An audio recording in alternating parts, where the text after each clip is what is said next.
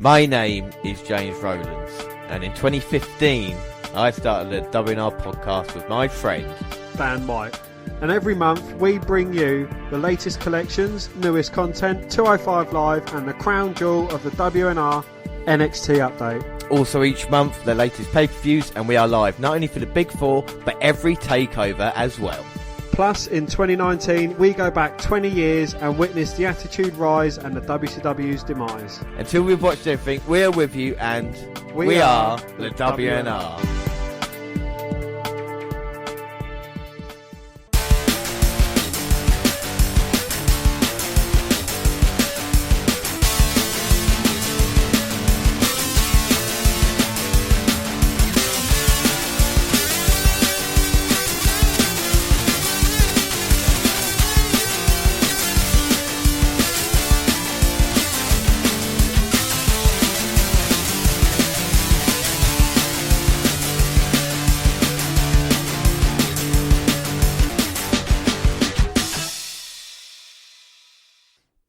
Yes, hello, I am James Rowlands, and as always I'm joined by Dan White. And today it's the WNR220. It's WWE versus WCW, and it's May 1999. But let's start off with the alternate intro. And what would you do if you had $1 million? I'll tell you what I'd do. Man, 2 chicks at the same time, man. That's it. If you had $1 million, you'd do 2 chicks at the same time. Damn straight. I always wanted to do that, man. And I think if I had $1 million, I could hook that up, because chicks dig a dude with money. Well, not all chicks. Well, the kind of chicks that would double up on a dude like me do. That's a good point. Well, what about you now? What would you do? What, besides 2 chicks at the same time? Well, yeah. Nothing. Nothing, huh? Yeah, I'd relax. I would sit my arse all day and I would do nothing. Well, you don't need millions of dollars to do that. Man, just take a look at my cousin. He's broke. Can't do shit. And that is I don't mind that. And that is from Office Space 1999, and now the proper intro. In 1999, WCW and WWF were the 2 biggest wrestling companies in the world, and for the past couple of years had traded the number 1 slot. But as the year started, it seemed WWF had a plan to continue its hugely successful Attitude Era, while WCW had seemingly lost the plot. Rather than focusing on younger talents like Booker T, Benoit and the Super over Goldberg, it instead pushed over the hill stars Hogan, Piper and Flair, and continued the NWO, even though it had passed its peak. This year, the WNR podcast goes back 20 years and witnesses WWE's rise and WCW's demise. This is WWE versus WCW, the Monday Night War. We continue in the WWF, and on the last Raw, the corporate ministry stood tall, but Undertaker had promised an even greater power. So we move on, and it's episode 311. It's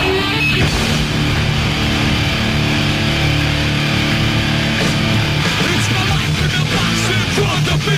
They talk in my arms, it's the soul of me. You walk by, as you see me lately.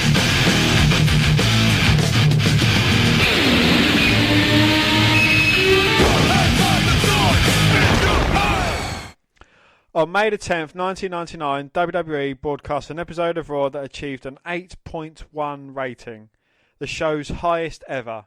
With the low ratings the show has gotten in recent years, 8.1 seems like a faraway dream of a number. Alright, so what got so many fans to watch, and how can we recreate that today? Well, Raw rocked the Orlando Arena and the world with big names, enfrailing feuds and intense fans gearing up for Over the Edge. There was a bubbling energy throughout the company. With Jim Ross and Jerry Lawler at the announcers' table and Stone Cold and The Rock in the building, let's try to figure out what made the highest rated episode tick. And we start off our first match with Kane versus Billy Gunn. Well, fireworks and a screaming Orlando crowd kicks things off, and soon darkness hit. Kane's music came on and the Big Red Machine received a huge pop. Well, as Billy Gunn approached the ring, a crazy fan jumped over the railing to hug him. Distracted, Gunn soon got clock courtesy of Kane. The majority of this match, Kane is delivering an arse whooping. It's a story of revenge, and Gunn plays the Weasel heel who gets what's coming to him. The brawl, which entertained in parts, came to a chaotic close when a shoeless road dog, X-Pac, D'Lo Brown and Mark Henry got involved. This is a trademark of the Attitude Era. Overlapping feuds. Kane has an issue with Gunn that are mostly resolved here, but Kane and X-Pac have a rivalry going with Brown and Henry. Meanwhile, the New Age Outlaws had recently split, and gun and road dog were at each other's throats. Well, the match itself couldn't bring in a whole host of viewers on its own, but it was simply a single part of a bigger picture, one battle in a long war. And then we go on to an in-ring promo. Yeah, the stable union, which consisted of Big Show, Test, Mick Foley, Vince McMahon and Ken Shamrock, stomped their way into the ring wielding 2x4s. Well, Vince called out Shane, who promptly showed up with the corporate ministry. For those who don't remember, that particular group boasted a lineup of The Undertaker, Paul Ben, Big Boss Man, Triple H and Chyna, among a few others. Here's another key to Raw success at the time, the large stable. These small army-like groups helped provide feuds with staying power and allowed versatility in the matches between them. There was a real sense of hate between these groups, as evidenced by this showdown. And Commissioner Shawn Michaels then appeared via video feed and proceeded to make the crowd laugh while goofing off and announcing matches for the rest of the show. This is a simple way to have viewers stick around. They now know which of their favourite wrestlers are appearing and can get geared up about the exciting 6-man tag team main event with Shane, Triple H and The Undertaker versus The Rock, Steve Austin and Vince. And our next match is Big Show versus Paul Bearer. Fucking hell. Well, fans had to know this wouldn't end up being a real match. I mean, how many bumps was Paul Bearer really going to take? Yeah, but the thought of the Weasel Hill getting whipped on national TV had to be enticing regardless of how unlikely it was actually to go down. Well, 2 moves in, The Undertaker made his entrance. The whole thing quickly disintegrated into a brawl. There was an unsatisfying sense to this encounter as Bearer got away mostly unscathed. It's that feeling that was harnessed so well during this era, one that left the fans wanting more. Well, this is what enticed me into this event, and it's probably what enticed most of the viewers, but it's Deborah versus Sable. Although the WWF Women's Championship was being contested, this was anything close to resembling a wrestling match, an evening gown match between two athletically challenged and well-endowed females was meant only to titillate the young male demographic. Well, how many fans were tuning in just hoping that one of these women's bras would get ripped off and the fans chanting "We want poppies" would get their wish? With a slew of innuendos from the announce table, the match. Well, let's just watch the match. And of course, Two Not a Lot brings out the big Valboski. Well, we see what happened on last week's Raw with him taking Deborah away, and maybe he's here to take Sable away as well tonight. Is that what WWE's missing now, a kind of male porn star wrestler? Yeah, I think that's what it's missing, yeah, or pimp. Oh no, Sable! From behind, ripping Deborah's dress off. And Sable's undressed, and Deborah's undressed, and Sable is still your women's champion. What a title match. It was one of the best title matches in history. Oh, now Bass going after Venus. And it's the first time I've ever seen Val Venus backing away from a woman. Well, there's Jeff Jarrett. That's JFFJARRETT with a guitar over Val Venus's head. And Michael Cole's in the ring, ready to interview the winner of this evening gown matchup. And the commissioner's got the microphone. He's dressed up like a member of the Shield. Oh, and Deborah's awarded the Women's Championship because Sean says the winner should be the woman who gets the clothes taken off, especially if she's got puppies that we haven't seen yet because they will, of course, have been on Playboy. So anything can happen here. We've got new Women's Champion. What do you think of that Women's title match, Dan? Well, it's an interesting story. Just lost the Women's title, but during the height of the Attitude Era, Sable regularly boasted that she was the woman men came to see and women wanted to be. That first part may have been true to a certain degree, but if the female fans of WWE knew what was going on backstage, they probably wouldn't have traded place for her despite the fame and attention it would bring. Well, this became public knowledge in mid-1999 when, still at the height of her popularity, Sable dramatically walked out of WWE and sued the company for harassment. Few details about the case were ever made public, but now that's all said and done, several wrestlers, including X-Pac, have basically admitted Sable was telling the truth, and they were seriously abusive to her backstage. She also wasn't happy with Vince McMahon repeatedly pressing her to go topless on pay-per-view, a story that sounds wholly believable. Perhaps knowing there was no way out, WWE quickly and quietly settled a $110 million suit, albeit for a presumably smaller... Well, this was Sable's last match in WWE and appearance for 4 years. Yeah, she would appear at the UK event this Sunday, but apart from that, that's her done. And when you consider how big she was in 1998, it's a bit surprised that Sable over and done with now, Dan, isn't it, you know? Indeed, yes. I mean, she brought a lot of viewers in, especially those who weren't really into it, you know, with Mark Mero. She put in a couple of good performances last year on pay-per-view. WrestleMania probably the best one, but her ego got to the day. It's job done for Sable. Move on to our next match, Big Boss Man versus Test. Test. This is Test. And it's a nightstick on a pole stipulation. And it smelt terribly of my mate on Twitter, Vince Russo. One of the worst matches of the night, probably didn't contribute much to that night's high rating. Yeah, still the fans were into it at points, even when the action consists mostly of slam and then climb, slam and then climb.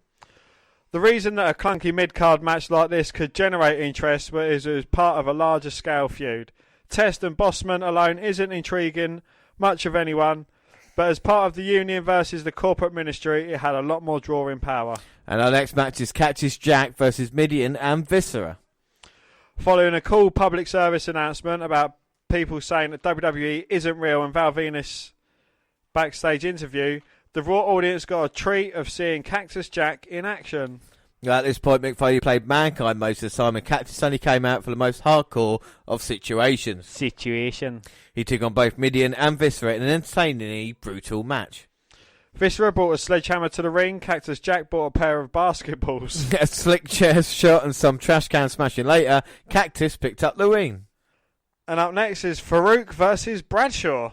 Well, Shawn Michaels booked this lumberjack match despite the two men involved being tag team partners. Farouk and Bradshaw were more than that, though. They were drinking buddies and... The Union served as the lumberjacks, interfering whenever given a chance. This is one of the highlights of the episodes. The existence of the match itself was surprising, and both wrestlers used this stipulation well, carving out an entertaining battle. The Ministry eventually came out to stop the Union's interference, and the two groups converging, continuing the energy of the feud.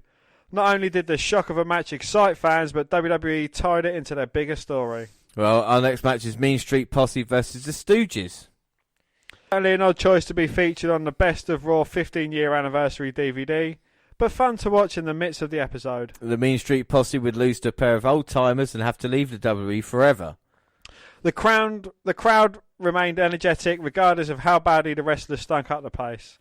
After a pair of submissions, the shirtless Patterson mimicked Hulk Hogan's victory celebration. Sandwiched between more serious matches, fans could appreciate the goofiness of this. Today's Raw often relies too heavily on the silly factor, making it the centrepiece rather than a sideshow. And up next is Jeff Jarrett, that's JEFFJARRETT, going against Val Venus. Well, if a new fan were to look up old footage to see why the Attitude Era was so great, this would not be the match to watch. Both Jarrett and Venus seem to have little energy and go through the motions for most of this. The punch-happy brawl plays up their revenge story well, but the action is often stale. The fans seem more interested in Deborah's chest, as evidenced by "We Want Puppies" chant. And Deborah used said puppies to distract Venus, and Jarrett cracked him in the head with a women's title belt for the tainted victory. Well, up next is Ken Shamrock versus Chyna. Like the Paul Bearer and Big Show match, most fans knew in the back of their heads this wouldn't be a full-fledged fight. The entertainment is instead drawn from anticipation. Well, as Chyna continued to mock Shamrock and he grew angrier, the emotions of the showdown swelled and the fans stayed glued to the screen wondering how this would end. WWE did a great job of building up Chyna here without sacrificing Shamrock's image. Well, Shamrock's theatrics were masterful and both he and Chyna churned up the crowd with just a few slaps and a single suplex. And the main event is a 6-man tag team match. There we go. It's massive when you consider...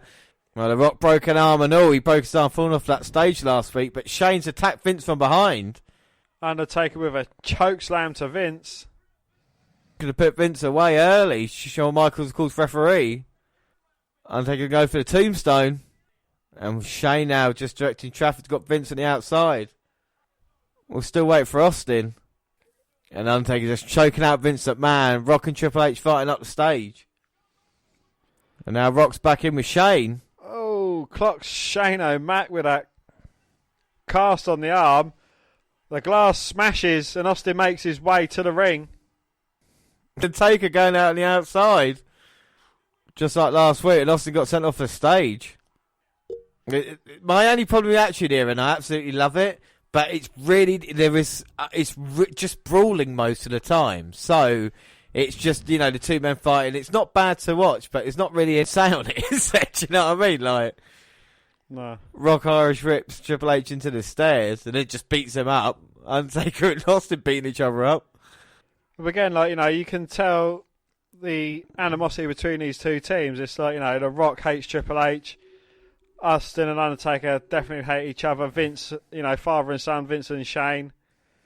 It's more storytelling than it is wrestling action. And you think about these, just these 3 men at the moment, or 4 men even involved there. Be main event, each one of these guys main evented the pay-per-view from 98 to 2002 onwards, you know what I mean? Like, all involved in the big matches. As Triple H sent over the top. He's not even champion yet, they're building him up. And he's involved in the main event scene. And you got Michaels wearing his short shorts there as well. What side's he going to be on? Side of his former DX member, but then again he turned his back on them. Well, not them, but Triple H, when Triple H joined Vince McMahon, and it's like, well, what's Sean doing now? Is he just being a commish? Is he just doing things in the interest of WWE? Exactly. It's a good question, as he's wearing the Shawn Michaels Wrestling Academy. Of course, one young student would join, Daniel Bryan, in this year, and I think he'd go on to have a successful career. And also go for the stunner on Undertaker, but sent it to Triple H. Look, his legs taken out from underneath him. The move that doesn't work, the slingshot, sends Triple H into the ring post. As Undertaker eliminates Austin from the Royal Rumble, The Rock's got a rock bottom loaded up, hits Triple H with it, goes for the cover, but the Undertaker just dragging the Rock off before Shawn Michaels could get down to count.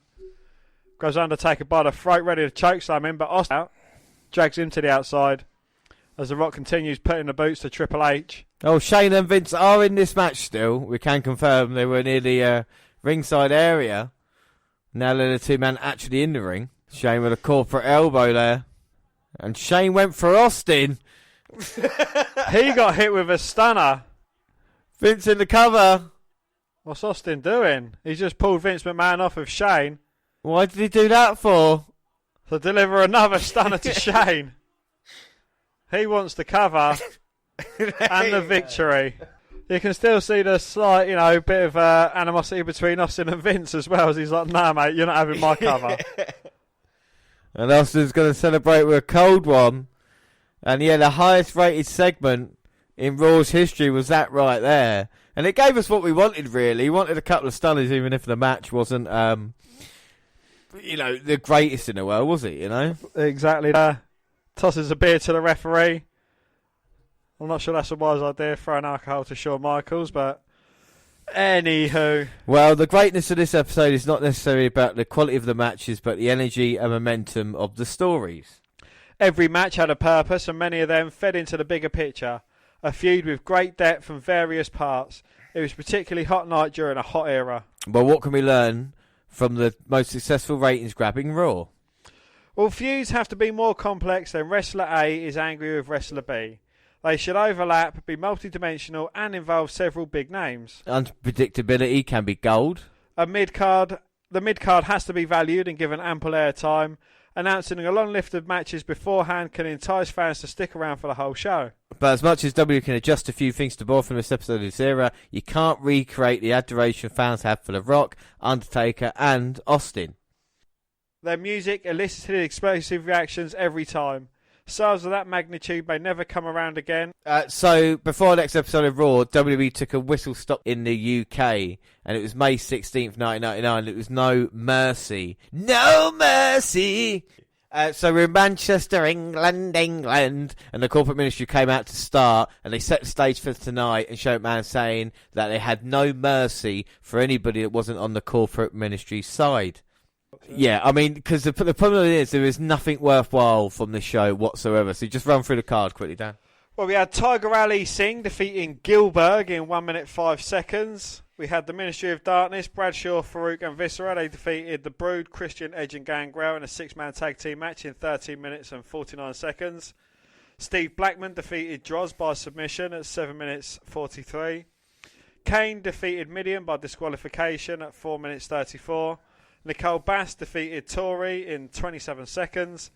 Shane McMahon, who was the champion, defeated X-Pac in a singles match for the European Championship. Remember that Shane McMahon's the European champion? Yeah, Shane said he's going to get out of retirement for the night, and of course that ended in a shitty way as well. Yep, and that match ended in 8 minutes 26 seconds. Billy Gunn defeated Mankind in a singles match in 12 minutes 17. Do you know, that wasn't actually a bad match. And what was the main event, Dan? The main event was Stone Cold Steve Austin, and he defeated Triple H with Chyna and The Undertaker with Paul Bearer in an anything goes triple threat match for the WWF Championship in 8 minutes 27 seconds. So, you know, Austin got a huge response, and like I said, JR and the King on commentary, and it gives it a feel.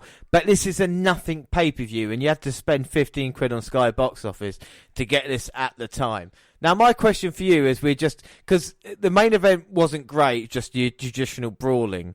But what would you rather have? Would you rather have a standalone pay-per-view like this in the UK, or would you rather have your Raws and see? Even though nothing happens on both, I'm going to say. I'd probably rather have a pay-per-view.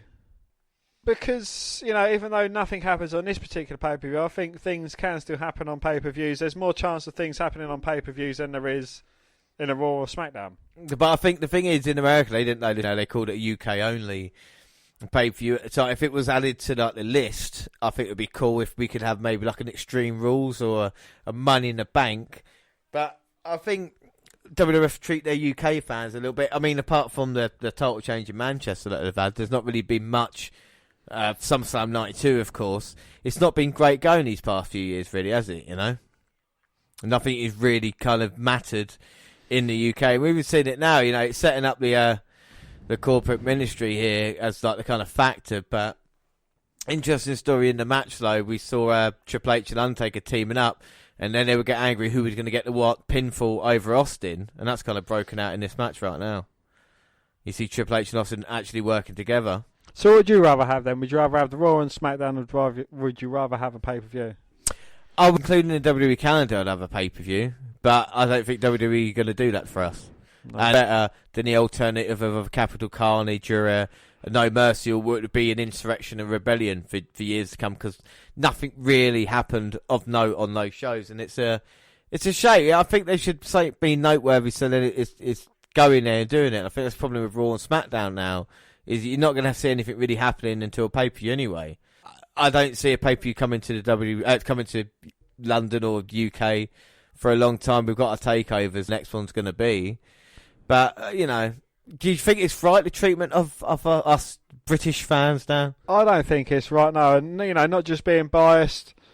I think, you know, especially as WWE is a huge, massive, like, multinational brand, that, you know, it could at least afford to do something big all around.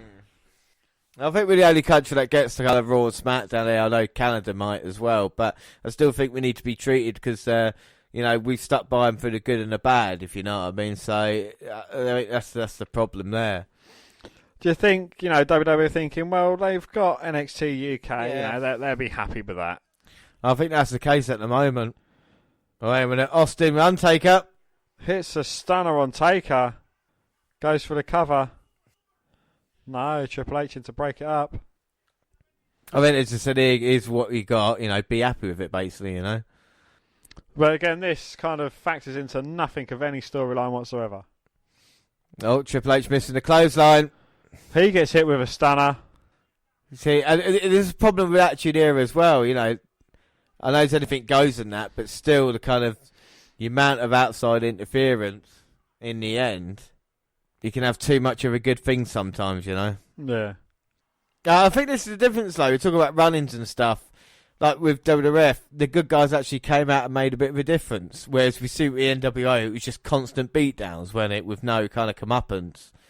At least for the corporate ministry, they are getting their ass kicked. It might make them look a little bit weaker. But the thing that annoys me is you get and then they get like a slight upper hand.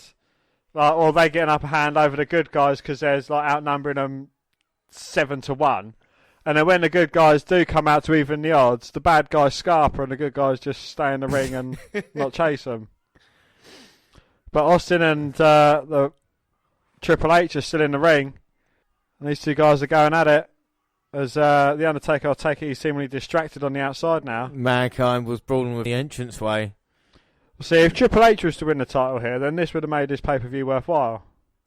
It was weird because there'll be another No Mercy in 1999 as well, an American pay-per-view in October. So even the title of it kind of got taken away. Do you know what I mean? It's still, and like I said, the next one's October for Rebellion in the UK, and that's China's first attempt at a handspring elbow, and it results in her getting stunned. At least Triple H will be luckier. Nope, he gets one as well. 1, 2. Yeah. And what was Shane McMahon doing in the meantime? Well, Shane looks to come in, but now he's been caught in the eyes of the rattlesnake. And Stone Cold Steve Austin confined by the bounds of the ring, but as Shane McMahon's walking out, he gets stopped by X-Pac, who just beats him all the way back to the ring. Well, X-Pac got screwed over by Shane McMahon earlier. Throws him into cannon fodder for Austin. Irish whip. Clotheslines him down. Get up, Shane. Get up, Shane. Shane, quick. I want to stun her. Shane. Quickly, come on. Get up. Shane.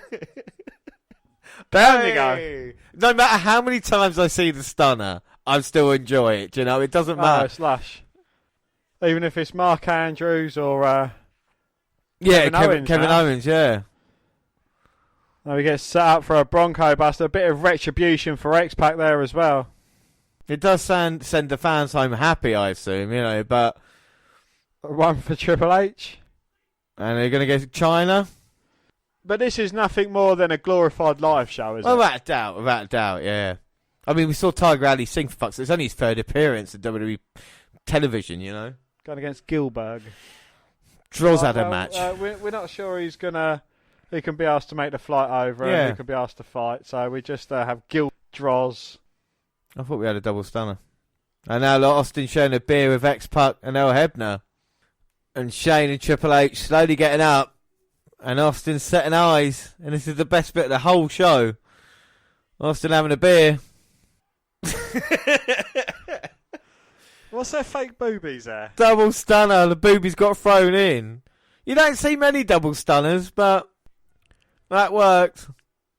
And Austin celebrating with a cold one. Hebner just goes up and takes a swig of it. Austin just pours 2 cans straight down his throat. Oh, and Austin helping Triple H up. That's nice. That's nice. Give him a beer. We're friends. We're cool. We're fine. Oh. X Factor to Shane. Look, don't worry about them. No. Just have a beer together. Look, we're friends. There's someone throwing a wig in now. So they've had fake boobies and a wig. See, behind the curtains now we see Triple H. What a nice guy Austin and X-Pac think of him. Sharing a beer. Nice moment. I love the beer spit stunner. Bang. And a Bronco Buster. Just to add insult to injury. For Shane as well. I don't know how many stunners we saw, but... China's saying on outside, she's like, yeah, fuck that, I ain't going. Yeah. How many beers has Austin had? He's had too many beers. He's near almost enough stunners, but that's what Stone Cold's all about. It's like, no, we've run out, mate. Yeah. What the fuck? Goddamn kid. What? Jesus Christ, son. Goddamn co-op, will give me some more. So that's No Mercy. And yeah, like I said, the stunners at the end was the only fun that we had. But we move on to our next episode of Raw, and it's episode 12, and it's May 17th. Yes, we're coming from Fort Lauderdale in Florida. The commentators are JR and Jerry Lawler. And it is the go-home show for Over the Edge. We get the opening sequence, and tonight it's Austin versus Triple H and Rock versus Undertaker in a casket match. Road Dogg, X-Pac and Kane versus Mark Henry, D'Lo Brown and Billy Gunn. Take 2 feuds and roll them into one. Dogg hammers away on Henry to start, but gets knocked down with a single forearm. Now Gunn is willing to come in for some cheap shots and a power slam for no cover. Brown comes in to face X-Pac with a big spinning heel kick, dropping D'Lo. Well, everything breaks down for a few seconds till it's Gunn working over X-Pac in the corner. Gunn finally misses a shot and Dogg gets a hot tag to clean house. The shaky knee drop gets one, but Brown comes in to start the parade of finishers. Everything breaks down, the Outlaws fight up the ramp as Kane and Henry fight in the crowd. We'll say the match is thrown out somewhere in there.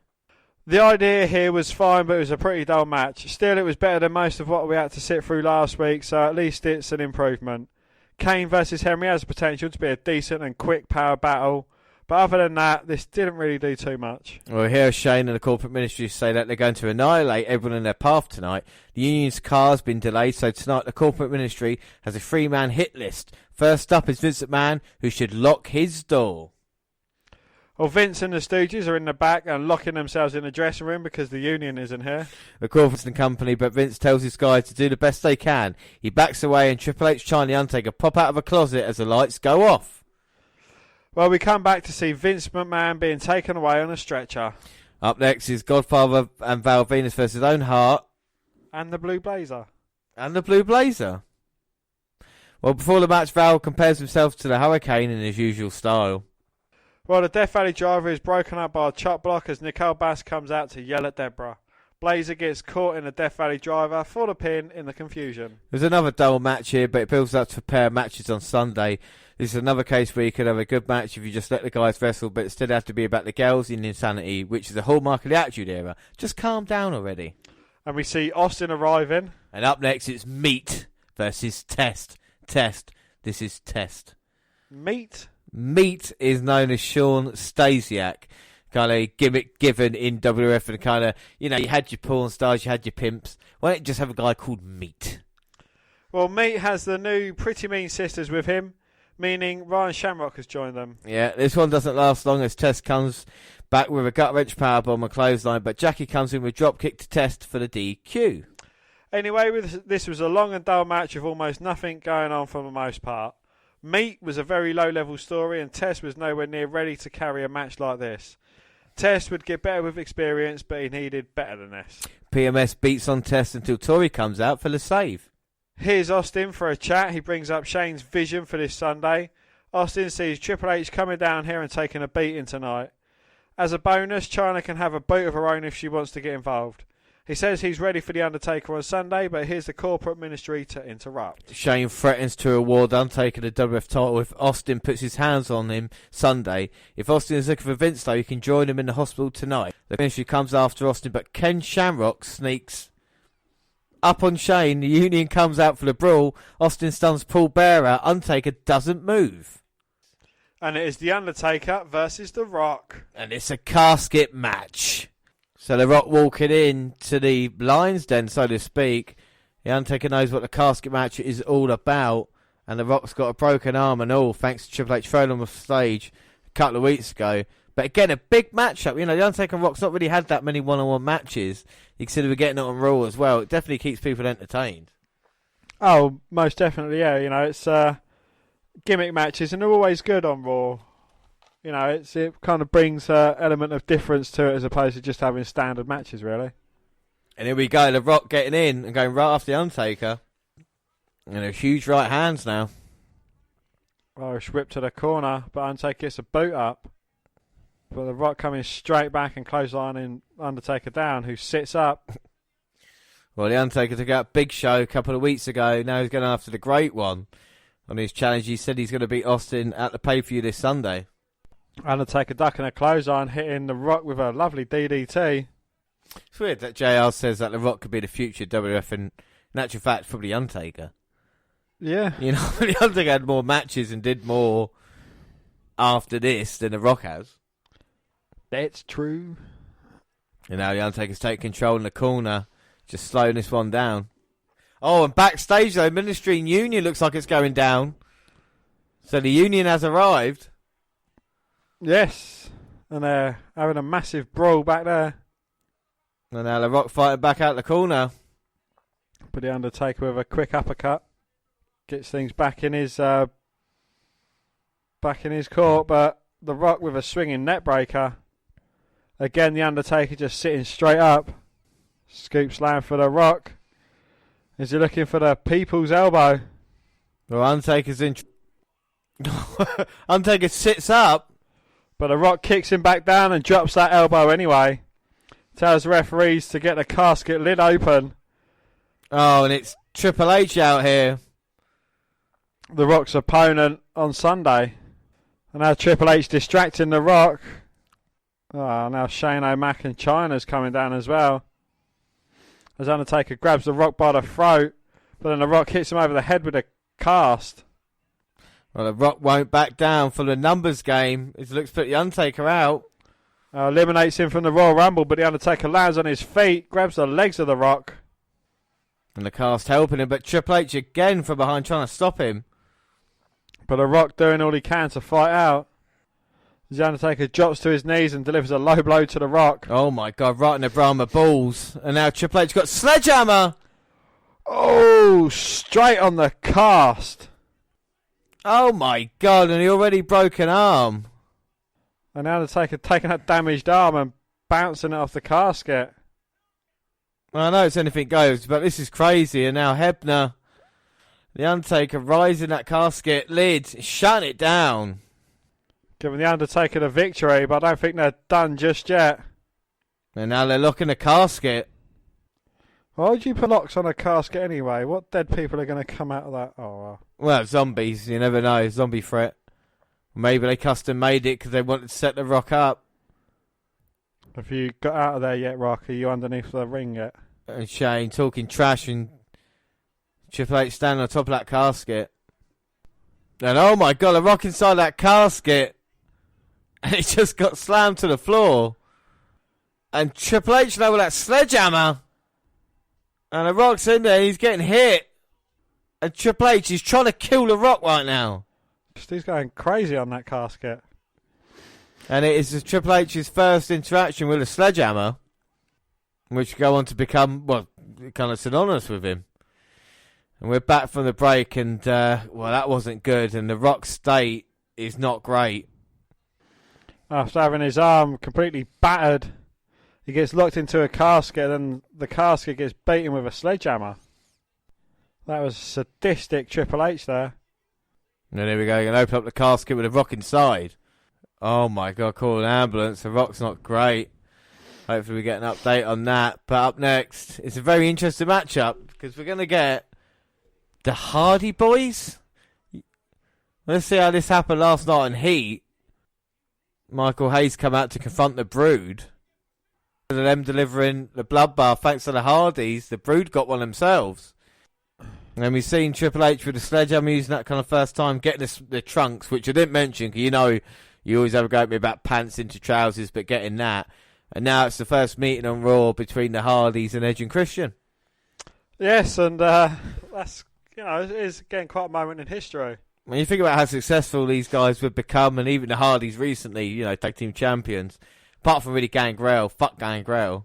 Fuck Gangrel. You know, but Michael Hayes working even backstage. Fuck Michael Hayes. Michael Hayes is still a writer, and you can see the Brood aren't happy about this. And Michael Hayes being given to the Hardys to kind of give them a bit of life, you know, Fabulous Freebirds and all.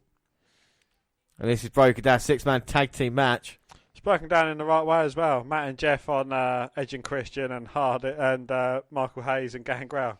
The two fucking useless fucks in their own corner.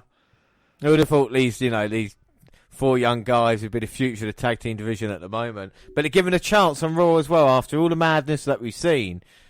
After a casket match like that, we're getting this. It's kind of, you know, it's still a storyline on its own, but it's kind of, you know, just a palate cleanser in between all the madness that's going on with the corporate ministry and, you know, Austin, The Rock, Undertaker and everything like that. Yeah, I completely agree. And we're seeing Gangrel getting tagged in and after Jeff Hardy. No, I'm not a fan of Gangrel. No, he's shit, isn't he? Yeah. He won't be around for long. And Jeff now, that's nice. Head scissors getting out of it. Wonderful! Look how healthy these teams are at the moment, eh? Double underhook overhead suplex from Gangrel to Matt Hardy. Matt Hardy with a backslide, bouncing Gangrel off the ropes, looking for a roll-up, but Gangrel holding on.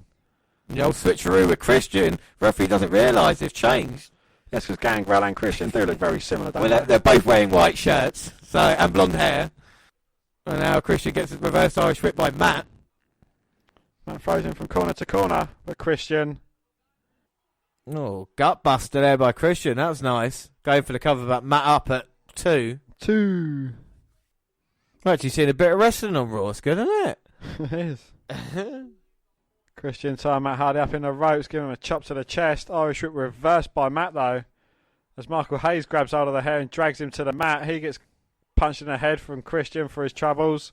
But that allows Matt to get up and clothesline Christian. And now Michael P.S. Hayes in, showing what he can do. Why the P.S.? I have no idea. P.S. I'm a cunt. I knew that. And double suplex by Hayes and Matt. taking out Christian. Jeff's going all the way up. Swanton bomb. And now Matt and Hayes and Jeff in the cover. Yeah, good stopping Gangrel there, wasn't it?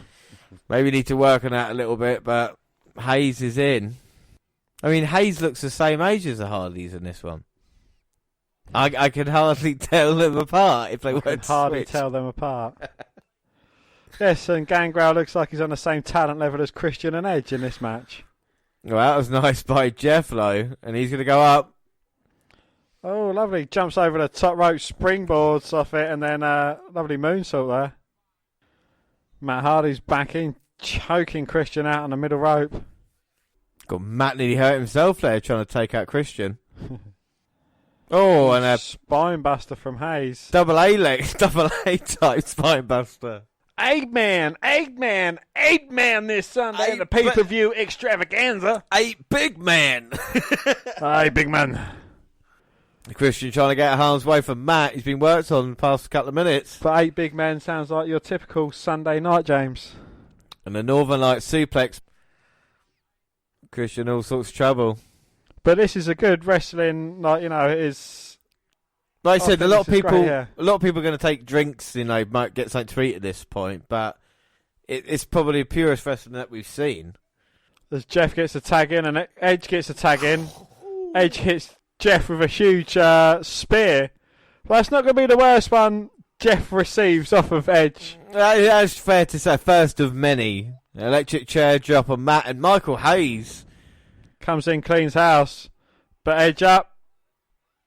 Face first electric chair. Oh my God, nearly killed him. And now Gangrel implanted DDT. Christian with his reverse DDT to Michael Hayes. As Edge goes over the top rope, takes out Jeff. And they're all on the outside just putting the boots to Jeff. Uh-oh, and now Michael Hayes going to backdrop Matt Hardy. God, Matt landed on his ass. All the way out. That's what fused the spine together. The referee calling for the bell.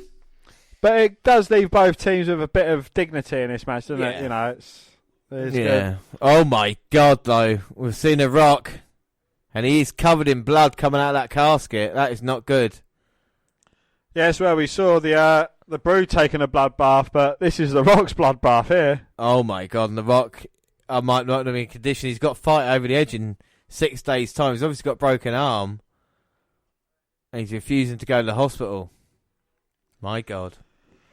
Well, so we see the Rock getting sent away in an ambulance, and Shane says, 2 down, 1 to go. Well, here's Al Snow with a box, but first we get a puckage on Al Snow, thinking Head was a hardcore champion, only to have Pierre, the one idea, pin Head to become champion. Hardcore Holly broke Pierre last night in Heat, so Snow is here for a funeral. Pierre was a friend of the NRA and a field and stream cover deer. Snow opens the box and Pierre is inside. Snow puts in Pierre's cigars, reading glasses, his favourite episode of Columbo, his favourite tape, Best of Sammy Davis Jr., and his nightshirt. Snow swears revenge on Holly for attacking Pierre. I haven't seen a man violate an animal like that since my class took a trip to the sheep farm. And apparently Pierre has left the hardcore title to Snow. Al imitates Pierre's dying words until Holly comes out with Pierre's antler. Snow lays him out with a snowplow.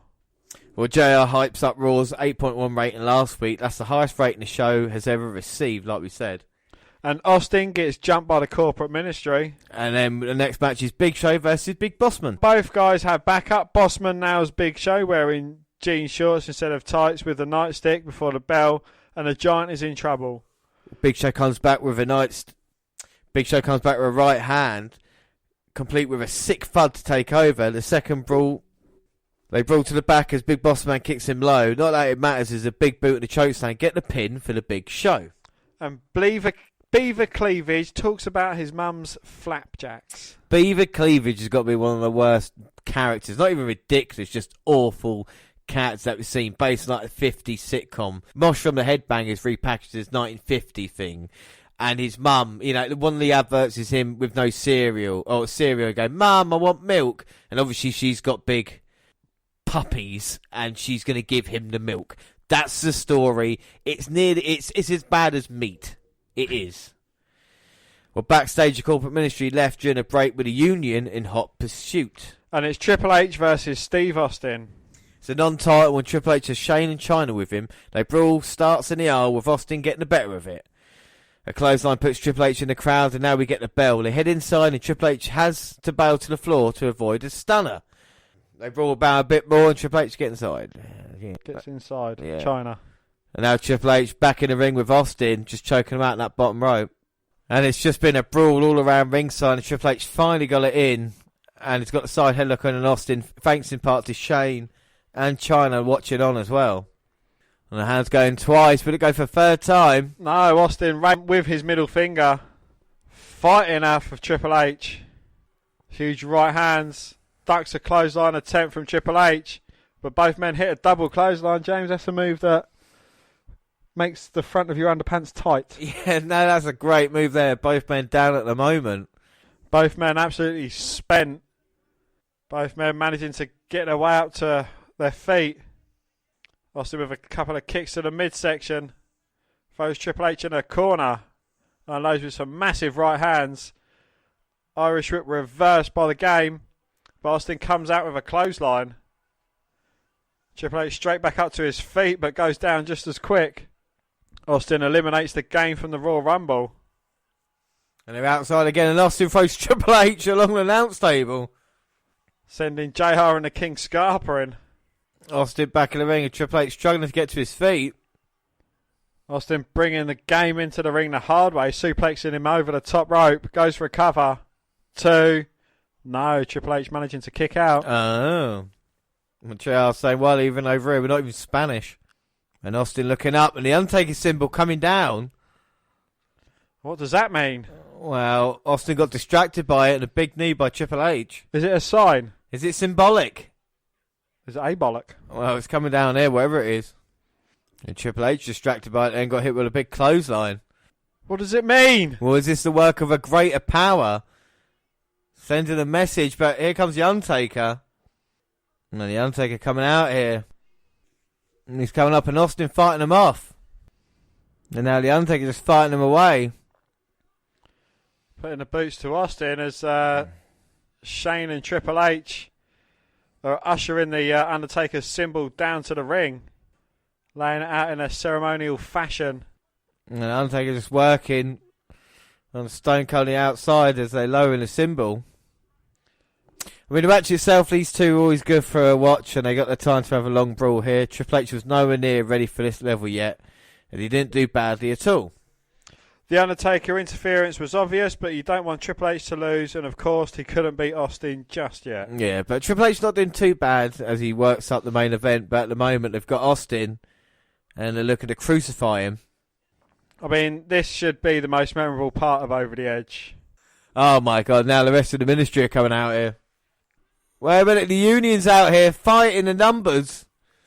And Paul White in jorts. And so Shamrock. But Austin's managed to escape, and it's the Undertaker that's ended up handcuffed to his own symbol. As Austin tells him he's number 1. And just starts putting the boots to him. And Austin now just working on Undertaker. And he's handcuffed the Undertaker to the symbol. And again, giving him the finger, telling him to raise it. And look at that, he's furious as he's getting taken up. And the Undertaker's latest sacrifice is himself. Oh my God, and Austin has won the battle, but will he win the war when it comes to Over the Edge? And you can see the symbol of the Undertaker, it must be at least 20 foot in the air. At least 35 foot in the air. And the Undertaker now just cackling maniac. And Austin's just, well, he's not got any words for him. He just tells him, you're number 1. But the threat will be there at Over the Edge. Dan, what are your thoughts so far? It certainly is building up to be a huge war at Over the Edge. That is without doubt. Again, it's one of them ones that you can't call. Will the number Austin and his title, or will it be an even playing field? I just, if we was doing predictions this time, I would still have no idea where and who to go with. I think without a doubt. So we do move on to Over the Edge, May 23rd, 1999. And we should say on Heat, Vince McMahon, who was scheduled to be guest referee as well alongside Shane McMahon, took the place of Austin in a match against Midian and got his ankle smashed and was taken away to a local hospital. So it's like Shane will be in charge later. But let's just run through the results quickly. Kane and X-Pac defeated D'Lo Brown and Mark Henry with Ivory in a tag team match for the WWF Tag Team Championship, so they retained the titles. Al Snow with Head defeated Hardcore Holly for the Hardcore Championship. Nicole Bass and Val Venus defeated Deborah and Jeff Jarrett. That's JEFFJARRETT in a mixed tag team match. Billy Gunn defeated Road Dogg in a singles match for about 11 minutes. Big Show, Ken Shamrock, Mankind and Test defeated the Corporate Ministry, Big Bossman, Farouk, Bradshaw and Viscera in an 8-man tag team elimination match in 14 minutes 58 seconds. And The Rock defeated Triple H by disqualification in a singles match at 11:41. And out of respect, we will only watch the main event. WWE have cut between Al Snow and the next match, and you remember watching it live, don't you? I really do, and it's just one of these moments because, like, at that time we were starting off. I was starting off recording it, and I set the timer for a Royal Rumble. Didn't realise the February on there. Caught WrestleMania live. Backlash missed that one. I had to get it on VHS, and Over the Edge was the first one I actually stayed up and watched, and kind of that moment, and everybody's talked about it, and I just don't want to. You know, I mean, out of respect for Owen Hart, I don't want to go into the details of what happened. It was a tragedy, and of course it happened kind of 20 years ago. And it's one of those moments that I never want to see. And WWE, I don't think the pay-per-view should even be on here. You know, I know it's part of a story as it was or whatever it was, but I don't think this show should have continued afterwards either. To watch it live, it was really, really shocking. But, you know, they had to continue. Do you think it was storyline? No, you knew something, but when you see, because they cut to Jeff Jarrett and Deborah, who were best friends with Owen Hart at the time, back they were crying their eyes out, and you kind of realise something serious had happened. You know, Wade JR and the King were as well. It's kind of one of the worst moments in wrestling to, you know, to tragedy to happen like that, you know. And they still, you know, the show had to go on. I don't think it needed to, you know. The crowd in shock and didn't respond to it, and it was even worse, you know, with this where the ring is and everything like this as well. You know, you can still see the blood stains on it, which is one of the kind of the most kind of weirdest things that you can see in a way, you know. And you know, and it's not one thing I draw attention to, but anyway, you know, the main event, WWF Championship, Undertaker versus Austin. He say the crowd still really weren't sure what was going on, and Shane as referee. But you've got to imagine even these wrestlers, you know, after something had happened, and, you know, they're obviously aware of what's gone on as well, you know, and what the unfortunate outcome is. You know, they must have 1,000,001 things going through them put on a performance in the ring as well. But, you know, there's no doubt, I think the show should have been stopped and then, you know, either redone a week's time, whether it was, when everything was right. Because at the time, you know, it's tragedy, and luckily it's not really happened since then, and it's just something that it's still shocking to this day to think, you know, what happened there, you know, the circumstances around it. I don't want to go into details of, you know, to blame or whatever it is, but, you know. But I remember doing, I'm sure it was, I think it was for an English class or something, you know, I remember doing like a report on, you know, the tragedy that happened, and yeah, you know, it was quite deep. Yeah, you see the blood there. See, that's another thing about it. It's actually real blood. You know, we've seen blood-stained canvases before, but, you know, blood that shouldn't have happened.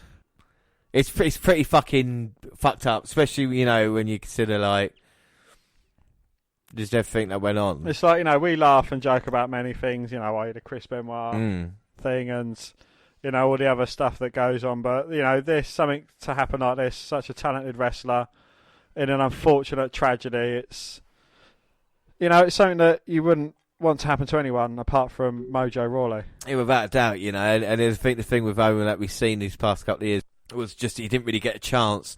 You know, one of the reasons why he didn't get the Intercontinental title run with a feud with Jeff Jarrett, because he didn't want to, you know, kind of go with a Deborah story, like he didn't want to upset his family. You know, he's a family man first and foremost, and that's something about Owen Hart. And he was so entertaining as a heel that when there were tributes, you know, leading to him, they felt, you know, he can't really play the fans booing him. But as we know now, that is the biggest tribute you can get, being a guy who, you know, was hated as much as he was kind of, respected, backstage. You always hear backstage stories of him, having a laugh and a joke, much like, Kurt Hennig and other people like this, kind of just like one of the good guys, Yeah, it's a real shame. As for the main event, it just turned into kind of, Austin and Undertaker never really had the greatest chemistry anyway. So it kind of really was kind of slow and plodding, a few times it kind of worked, but... Do you think that's why they never had a WrestleMania match? I think that might have been in part, because it was just kind of slow and so much. I don't think you could have then said, here's for WrestleMania, because they faced each other at SummerSlam, haven't they, and then basically been connected ever since then, in a way. Well, Austin and Undertaker, they're fighting out in the entranceway, and Shane McMahon being quite lenient as a referee. Come on, Austin ducking and the Undertaker punching through a stained glass window. And then getting his head put through another one. That's quite an entertaining, it's quite a good setup though. Exactly, and it's not really saying that. I really thought about it, but yeah, in a way, it would be no surprise this is the last Over the Edge pay-per-view that we'd ever have. Oh yeah, it's definitely good that they kind of put it to bed. So we know that Undertaker and Shane McMahon are definitely in cahoots, but will that factor into the result? Will that help Undertaker get the WWF Championship? This is the thing at the moment. Everything is pointing against Austin losing this one. Even Vince McMahon being sent away to the hospital earlier. He's been one of the allies scenes recently as well, especially with the union around. We've seen Shane involved with referee last month, came and cost the Rock. So it might not help out the Undertaker at all. There is that point there. And the other thing about the Undertaker, he doesn't really seem 100% fit at this moment in time, Well, I noticed when he was walking down the aisleway after, getting beaten with Austin, that he had a bit of timber on him. I know you like the huskier gentleman, James, but, he is carrying a bit of timber, hence probably why he's got that kind of tight-fitting vest on that probably wasn't tight when he bought it. Well, to be fair, he has just changed his costume up because he had the classic Undertaker lace, as we've seen in the past couple of years, and now he's gone into the kind of leotard mould, which he stick through till the end, bless him. But at this point, he was contemplating retirement as well, and he was thinking, well, at this point, wrestled for 9 years, what else is there to do? And luckily, turned American badass, and then kind of decided to reinvigorate himself and change, like I say, drop that body weight. Of course, we've covered that extensively on the Undertaker podcast, but it's good to see it in action here, if you know what I mean. This is not considering I was a die-hard wrestling fan when I was Undertaker fan when I was a kid, to tune this back on was like, who the fuck is this fat flabby man? It's not the Undertaker. Ken Shamrock made him scream last month. You know what I mean? Yeah. No, they're back in the ring, and Austin getting choked. And Austin managing to kind of get back to his feet. Did he deliver an inadvertent low blow? As he goes off a turnbuckle, drops the elbow to Undertaker. And he being free. But Shane McMahon refusing to count the third. And now Shane, who Austin cannot lay a hand on or will lose his championship, don't forget. Getting as close as possibly can. Undertaker's got the chair. Now Austin, having eyes in the back of his head, kicks him to the midsection. Shoots Undertaker into Shane O'Mac. Hits Undertaker with a chair. And that is it, but Shane is out. For the cover. 1, 2. Oh! That was Gerald Briscoe comes down in a referee's shirt. Well, one of the Stooges trying to help. But Undertaker managing to kick out. And a huge chair shot. Can't keep dead man down. Irish.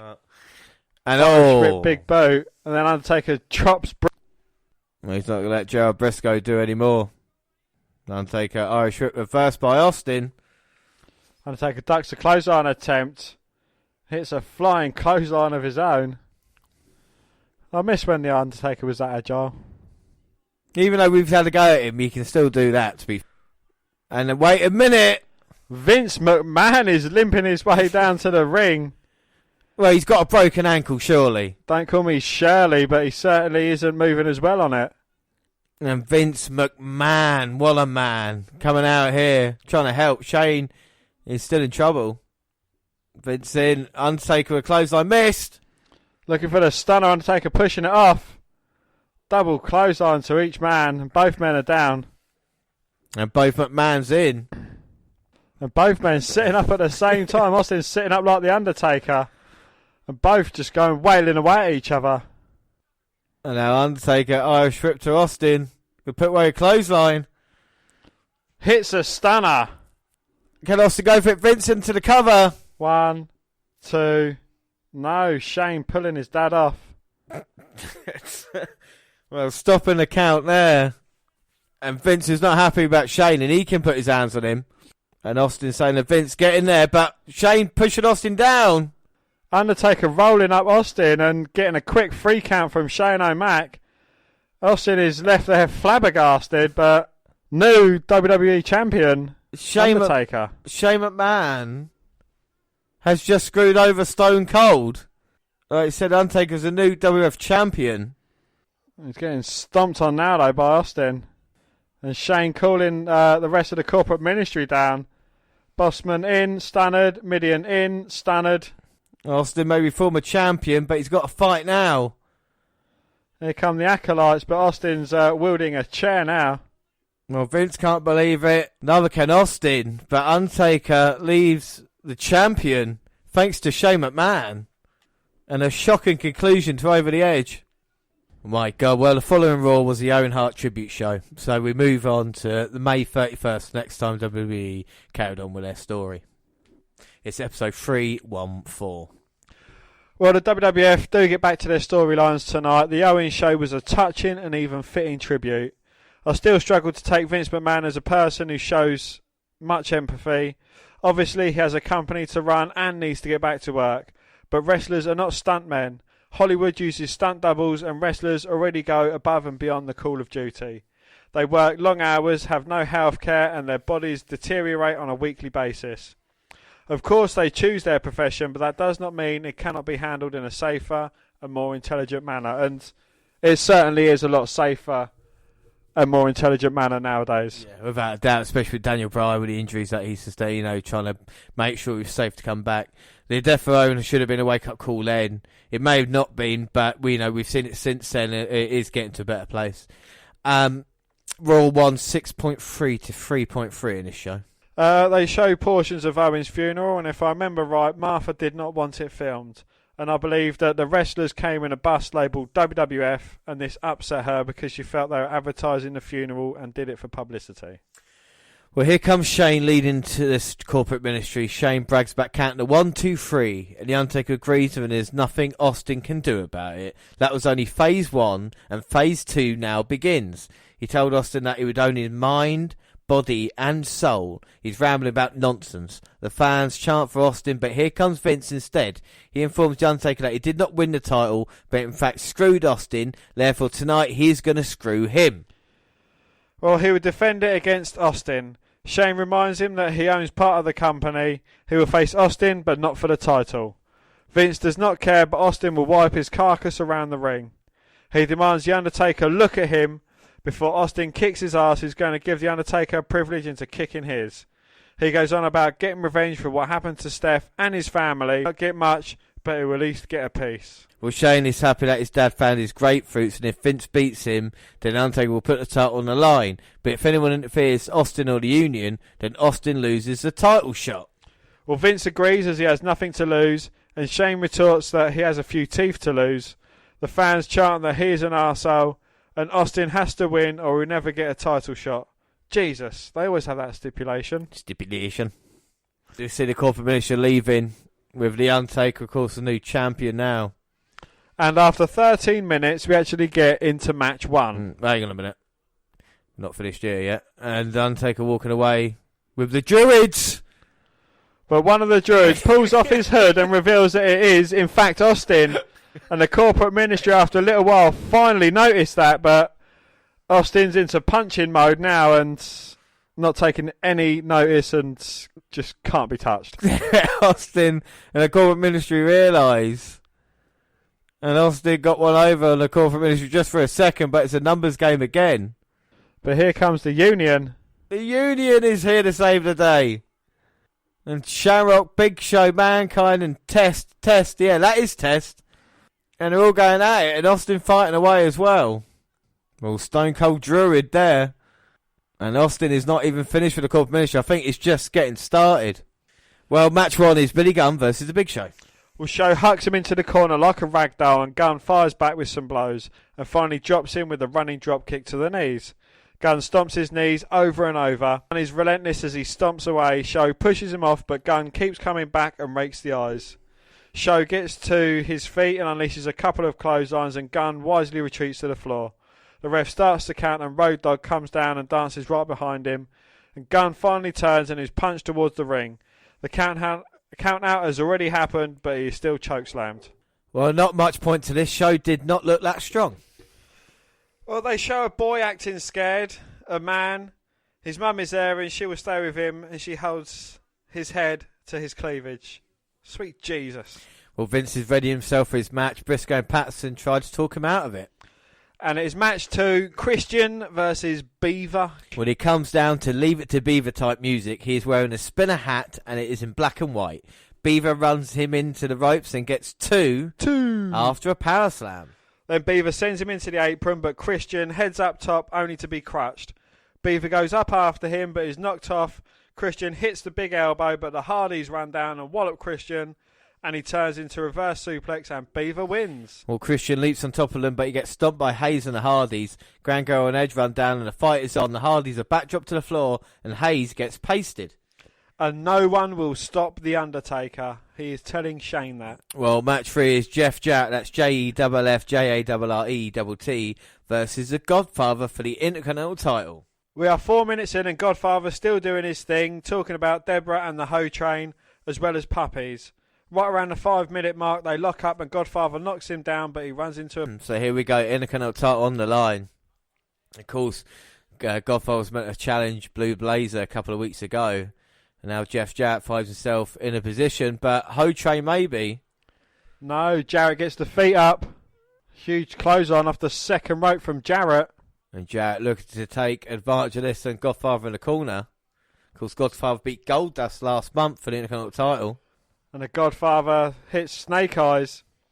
And a clothesline attempt to eliminate him from the Royal Rumble, but Jarrett ducks it. And the Godfather lands in a mess outside. Well, Jarrett goes to follow him and sends him into the stairs. And now Jeff sending Godfather back in, looking to go. Hits him with a flying crossbody for the cover. 2. No. Godfather managing to kick out. Oh.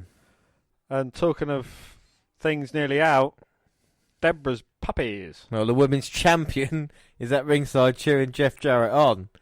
Godfather catches, body attempts, slams Jarrett to the mat. 1, 2. No. Jarrett managing to get his shoulder up at 2. 2. An atomic drop from Godfather to Jarrett sends him into the corner. Well, the fans are happy. They've got puppies in one corner and hoes in the other. Godfather looking to Irish whip Jarrett down to the other corner. Now he's revving up the Hoe Train. And then Jarrett is in all sorts of trouble. Big boot from Godfather. And here comes Deborah up on the apron. And you talk about things coming out. Is she going to show the Godfather? Could be a hoe for a day. And Godfather's getting distracted. And Deborah's unbuttoning her top. Oh, and a hoe's up on the apron. And she looks like she's going to get her puppies out as well. Well, anything Deborah can do, the hoe can do better, I guess. But Jarrett has got that woman's title off Deborah. Clocks a Godfather with it. 1, 2, 3. And Jeff Jarrett is the new Intercontinental Champion. Oh my God, so Double J picking up the victory there, shockingly. Godfather's beaten and Jarrett is champion again. And what we've seen with Jarrett's trajectory, you wouldn't think that, but now the power couple in WWF, Jarrett with the Intercontinental title and Deborah with the Women's Championship. What are your thoughts on that, Dan? It was, it's a bit of a weird way to do it, seeing as though, Jarrett's just lost to Ken Shamrock on Heat. If he was going to win it, I think a clean way would have done it. Jarrett's certainly got the talent and the ability to be able to do it clean. Well, Paul Bearer is carrying the WWF Championship as he and The Undertaker head to the ring. And it's on to match 4, The Undertaker, who is the WWF champ, going against Vince McMahon. Well, Austin is watching in the back. Vince comes down, and I think predictably he's going to get his ass kicked here. But Vince needs to beat Undertaker here to have a shot at the WWF Championship again. Well, Austin needs Vince. Austin needs Vince to win this one. So these two men who have been at loggerheads for a long, long while, Austin kind of relies on the man who has antagonised him and brought him so much hell for a long time, get his title shot tonight. Right, and it seems weird as well, like you talked about there. And now seems a bigger threat, Undertaker and Shane, but Vince comes running in. Looks like he's ready for a fight, but as immediately as he gets into the ring, Undertaker beats on him. Now the Undertaker just battering Vince McMahon's insides up. Now Vince manages to get one shot in, but no effect whatsoever as the Undertaker's just choking Vince out in the corner. Now the Undertaker is champion again, but the referee counting down the corner. The Undertaker turns around towards him and the referee just scarpers, and now he's got Paul Bearer in his face. Well, Vince with a low blow as the referee was distracted by Bearer. And Vince got a chance. Can he hit the stunner maybe? Vince rocking the dead man. Punches to the midsection, follows it up with some lefts and rights to the jaw. But I think that's just pissed off the Undertaker as he grabs hold of Vince by the throat, throws him into the corner. Starts giving him some proper haymakers. A huge Vince McMahon chant, but the Undertaker just too big and strong. Oh, and pushing the referee away. Oh, pushes the ref off for a second time. The Undertaker just assaulting Vince. The referee's got no choice. Calls for the bell and disqualifies the Undertaker. Patterson and Briscoe are in to check on Mr. McMahon. Mr. McMahon. And Vince McMahon wins the match. He's beaten the Undertaker. Yes, by disqualification, but he gets job done. Shots for Patterson and Briscoe because they're just in the wrong place at the wrong time. And the Undertaker's stalking the referee as he runs off through the crowd. So it means Austin will get a WWF title match against the Undertaker. The Undertaker can't believe it. Well, Michael Cole tells Austin that the match tonight is for the WWF Championship, and Austin basically tells him no shit. Tells him to get out before he punches him. Well, and here comes Mankind, and he's talking about payback for the Union. He wants a piece of Triple H. He does not like getting a pipe job, beaten by a pipe at the pay-per-view. He hates to be the bearer of bad news, but China has been checking him out. It may be his rugged good looks, boyish charms, or when she walked in when he was bent over in the shower. He keeps caring about how he looks good in his birthday suit, but he is a married man, and she cannot touch his manhood. Smell what the sock is hiding. So match 5 is Road Dogg versus Big Bossman. Well, Bossman starts strong, but Dog makes a comeback. He does his shake thing, drops Bossman. He gets two. After a leg drop, then follows it up with a whip to the ropes, but runs right into a spine buster, and Bossman straddles and then pounds the shit out of him. He has a nightstick, but Road Dogg is up and he hits Big Bossman, but he goes for the nightstick and he's popped in the head. Goes for the sunset flip, but he's hit with a stick and the match is thrown out. Now he beats him and chokes him out with his handcuffs. Well, I guess this is angle advancement, and they're not feuding, but it's the corporate ministry against a former DX member. Well, Shane to going apeshit in the back and breaking plates and throwing food all over the place. We completely forgot about the King of the Ring tournament, and the matches have been on heat. Shamrock beating Jeff Jarrett and X-Pac beating Bossman so far. Yeah, so we know the King of the Ring 1999. We had Mr. Arse versus Viscera with Mr. Arse going through to the next round. As you know, Ken Shamrock beat Jeff Jarrett. That's JEFFJARRE. You got Big Show versus Droz. Test versus Test. That is Test. Road Dogg versus The Godfather. China versus Val Venus. Al Snow and Hardcore Holly. Hardcore Holly's already won that through to the next round. And X-Pac beat Big Bossman. So there you go. We've already know what's going on there. We keep you posted with that as we head into June, of course. Match 6 is Kane and X-Pac versus Acolytes for the tag team titles. X-Pac! So another kind of forgotten championship. We saw the Intercontinental title earlier. Kane and X-Pac as a team. Of course, defended it over the edge. And Kane is still being treated as a monster, though, isn't he, you know? Most definitely, and deservedly so as well. You know, he's kind of he's starting to get a bit more of a personality. But here comes the Acolytes, and these guys certainly mean business. Two rough... What kind of ministry? Corporate ministry, sorry. Add more gold. Yeah, I know. That's what I was trying to word it about. Can the Acolytes add gold to the corporate ministry here tonight as they face off with Kane and X-Pac? Of course, X-Pac's been more focused teaming with Kane than he has been about what's been going with DX. I think DX is kind of abolished, for the time being. Triple H has left. Shawn Michaels is kind of like the corporate man. Well, not a corporate man, but he's The commish. the commish. You've got Mr. Ross, who's kind of gone his own thing now. Road Dogg's, again, he's doing his own thing as well. And X-Pac's got bigger fish to fry. Without doubt, but he's in the land of the giants because Farouk and Bradshaw are big men. Hey, big man. And Farouk's got X-Pac now, Irish Whip. But this is the typical thing that we're going to see with Kane and X-Pac. I mean, Kane coming in first, getting the hot flurry started, then eventually getting beaten down until he finally gets the tag into Kane, and Kane comes in and cleans house. Yeah, it's a perfect tag team in that regard. As X-Pac with a kicks to Farouk and he tags in Bradshaw. But Bradshaw's saying, I want the big one. So X-Pac tags in Kane, who steps over the top rope, goes face to face with Bradshaw, who's not backing down an inch. Credit to Bradshaw. And Kane on the assault in this one. Well, Bradshaw did get off to an early flurry, but Kane has completely turned this around and just slowed the tempo right down. Well, Kane lowers his head and Bradshaw there. Just giving everything he's got. Punches and chops, but an Irish whip reversed by Kane. Bradshaw ducks the clothesline, eliminates Kane from the Rumble, but Kane lands on his feet on the outside. Fucking hell.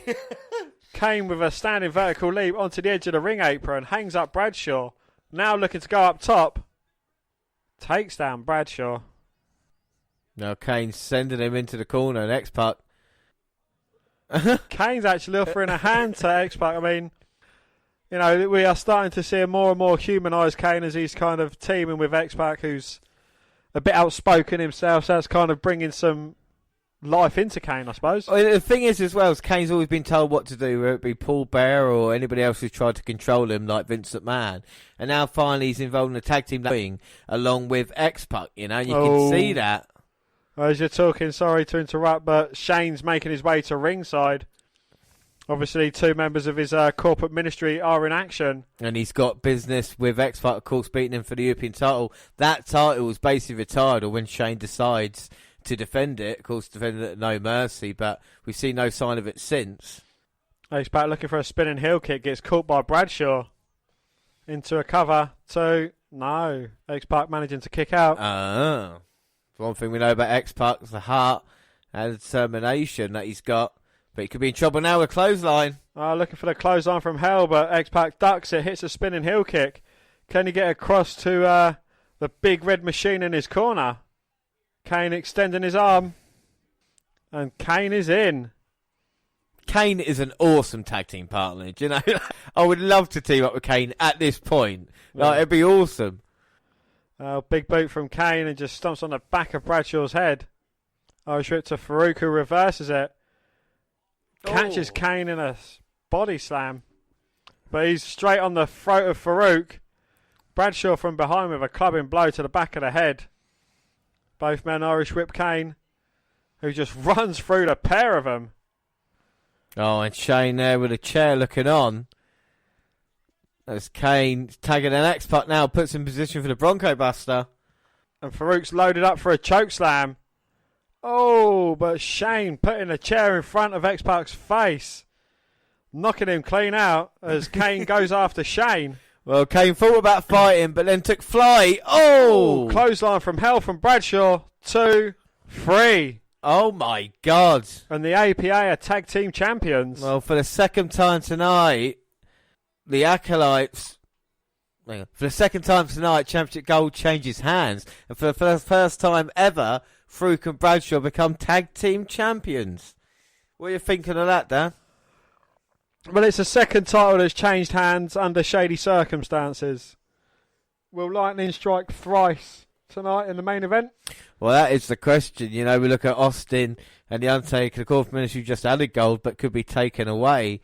And it's been a night, like I said, a couple of title changes, and Kane looks to be more concerned. He's upset about that, but he is checking on X-Pac. And this is not something we have seen from him either, so different side. And we see Stone Cold Steve Austin sitting in the back, getting ready for tonight's match. Well, he looks like he's trying to come up with a game. So have we got footage of someone taking a Well, seriously, there is a camera in the bathroom and someone is taking a big shit and making grunting noises. D'Lo comes in and he whines about how bad it smells. Mark Henry comes out of the stall and Brown whines and wants his hands washed, and Henry messes with him, but does so good. GDTV? Fucking horrible. So match 7 is Val Venus versus Ken Shamrock. Venus pounds on him in the corner, but Shamrock takes him down and has the arm. Val gets to the ropes but is still hammered. After the spinebuster, he gets 2. 2. After the DDT. Shamrock keeps him but runs into a knee and is run to the other end of the ring and kneed. Now a Russian leg sweep. He wags his hips and Shamrock grabs the ankle, but he escapes and body slams Ken. Jeff Jarrett comes down. That's JEFFJARRETT, and that distracts him, so Val nails him and gets the win. Well, Nicole helps him up, but he pushes her away and wants to know where she was. Maybe Shamrock won. He's apologising. I mean, he states it's okay and she can make it up to him right now and holds the ropes for her. Val did win, sorry. He rolled him up. Anywho, well, match 8 is Mankind versus Triple H, and Triple H charges and the fight is on. Mankind fends him off and whips him into the corner where he bulldogs him, but Triple H fires right back and Mankind heads to the floor. Triple H got Mankind is waiting and slugs him. They fall over the barricade and the brawl there. And here we go, Mankind throwing Triple H back in, and this has been wild, and Mankind's got the steel chair now. In a hardcore match, anything goes, and Triple H could be in trouble. Mankind looking for a pile driver, but Triple H backdropping Mankind onto the chair. And now Triple H on the assault, and he's taking it to Mankind. Irish Whip sends Mankind. No, Irish Whip reversed by Mankind sends Triple H over the top rope in the old pectoral manoeuvre the way that he goes. And now Mankind's on the assault already. And what sick and sadistic idea is Mankind going to come up with now as he runs towards Triple H with a chair, but the game gets his foot up, sends the chair into the face of Mankind instead. Mankind now sent into the ring post, and Triple H might get a pedigree him. Right in that steel chair.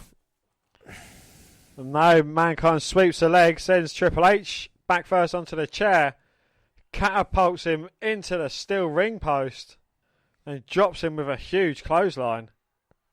Well, Mankind just keeps on going no matter what. Oh! Well, he did keep on going until China whacked him over the head with a chair, but I think that's just pissed off the masked man.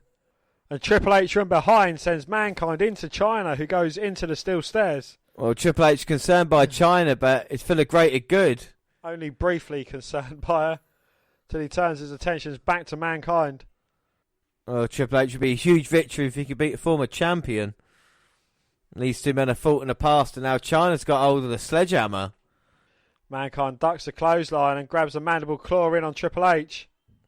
Drops the game to one knee. Triple H is fading fast, but China, with a low blow with the sledgehammer handle. Well, it's all legal, and China just can't stop putting her hands on Mankind's junk. Down on the floor. I mean, he's just been low blowed. He's pointing to his crotulate area, and he pulls out that foul-smelling sock, I must presume. And China is in all sorts of trouble.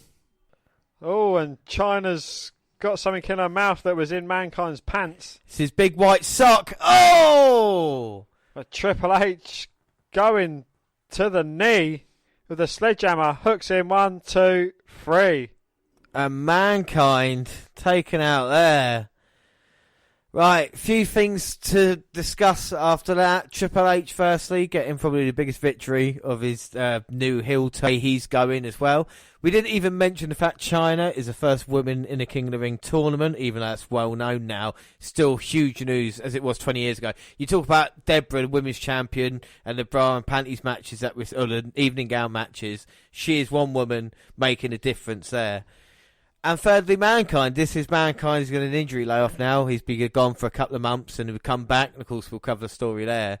But obviously, after the King of the Ring, this is his first time to actually go away and get a bit of work done for him. And it puts Triple H over as a killer, using that sledgehammer again, showing he doesn't care, and putting Mankind away. So I think it's good all round. What are your thoughts? It is indeed, yes. You know, we all know the history that Mankind and Triple H will go on to have over the next few years, and these guys have got two great chemistry together, and yeah, This is certainly doing really well in building up what is going to become the cerebral assassin, the game, the Triple H, the one who's not just the second in command of DX to Shawn Michaels, or he's no one's bitch. Yeah. This kind of puts him over as his own man, and especially like the extended layoff Mankind's going to have as well. It kind of puts it into stead. And of course, this is setting up a program between The Rock and Triple H as well after the heinous attack Triple H put on him in the casket. And it shows what Triple H is doing with the sledgehammer as well, and The Rock's not happy coming out and stopping that. Triple H running away with China. Checking on Mankind, of course, we'll get that later on in the year as well, the Rock and Sock connection. But The Rock not wanting to see what happens. But again, like I said, the story just evolves and turns into the same, just carries on as well. And it's so well done. Yes, well, we go backstage and Mankind is getting carted off in an ambulance. And Undertaker versus Stone Cold Steve Austin title is our main event. And the Undertaker's got the Smoking Skull title round his waist. Seems to like that even more. It means more to Austin, doesn't it, than the actual championship belt itself? It does indeed, yes. But can Austin get his Smoking Skull belt back tonight, or will there be more shenanigans and hoodwinks in play? As you know, the Undertaker's got many people at his resources, and Austin is all alone. But Undertaker has promised, Dan, that tonight he will reveal the greater power to Stone Cold. So who will it be? I mean, we've been talking about it now months. Isn't it Shane O'Mac? Well, it could be Shane McMahon. We've seen he's been a bit of a mastermind behind it. Wait a minute, Austin. Scurrying from one side of the ring to the other as the Undertaker goes after him. He takes the legs out. And, Austin's more of a brawler as opposed to your technically gifted wrestler. But just the intelligence, how am I going to get one up on the Undertaker? Right, I'll make him follow me to the edge of the ring apron, drag his legs round, chop the tree down of the big man. He's got wrestling intelligence space. And this is why it's not boring watching Austin, even though people might say, there's a lot of brawling wherever it is. There's a lot of intelligence to it and how it goes around as well. There's always a kind of story told at the end of the day, even throughout the episode or just the match itself, And we see normally like Vince McMahon getting the opportunity earlier for Austin. We talk about the history with them. And Shane McMahon must be flabbergasted by it all. And what night has been already? We've seen new Intercontinental Champion, new Tag Team Champion as well. Well, we see a new WWF Champion. Austin certainly seems game for it as he gets a Fez press on Undertaker and just wailing away with them big rights. Drops the elbow to the jaw. Goes for the cover. 2. No, Undertaker managing to kick out. Imagine what man could have power over the Undertaker? You talk about that. You talk about Paul Bearer. Maybe he might know some. Maybe it'd be someone else as well.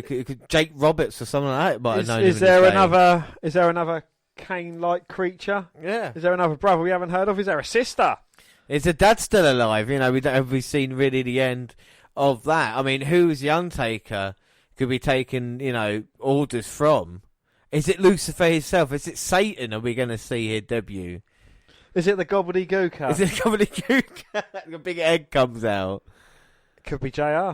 Well, we don't know. Is Undertaker finished up by Austin? Hits him with a huge uppercut. Upper what? Is it Ted DiBiase? He brought the Undertaker in originally. He might be a voice in his ear. Listening in WCW? Yeah, but I mean, it could be anybody at this point. Eric Bischoff. Oh, he's been silly. And Austin looking for the pile driver. And Undertaker backdrops him. The left knee gave away. We just don't know. It could be Sable, or we know who's the higher power. DDP. Nicole Bass. The possibilities are endless. Goldberg. Sting. Judy Bagwell. Judy Bagwell. El Hebner. Charles Robinson. Bret Hart. Ultimate Warrior. He is the power. Or could it be Hulk Hogan? No, I know who it is. Go on. Sid Justice, because he has the power to rule the world. And now the Undertaker's taken over. Or is it Undertaker? It could be the Undertaker. The Undertaker could be talking to the Undertaker. How crazy would that be? The Undertaker from SummerSlam 1994. A purple Undertaker.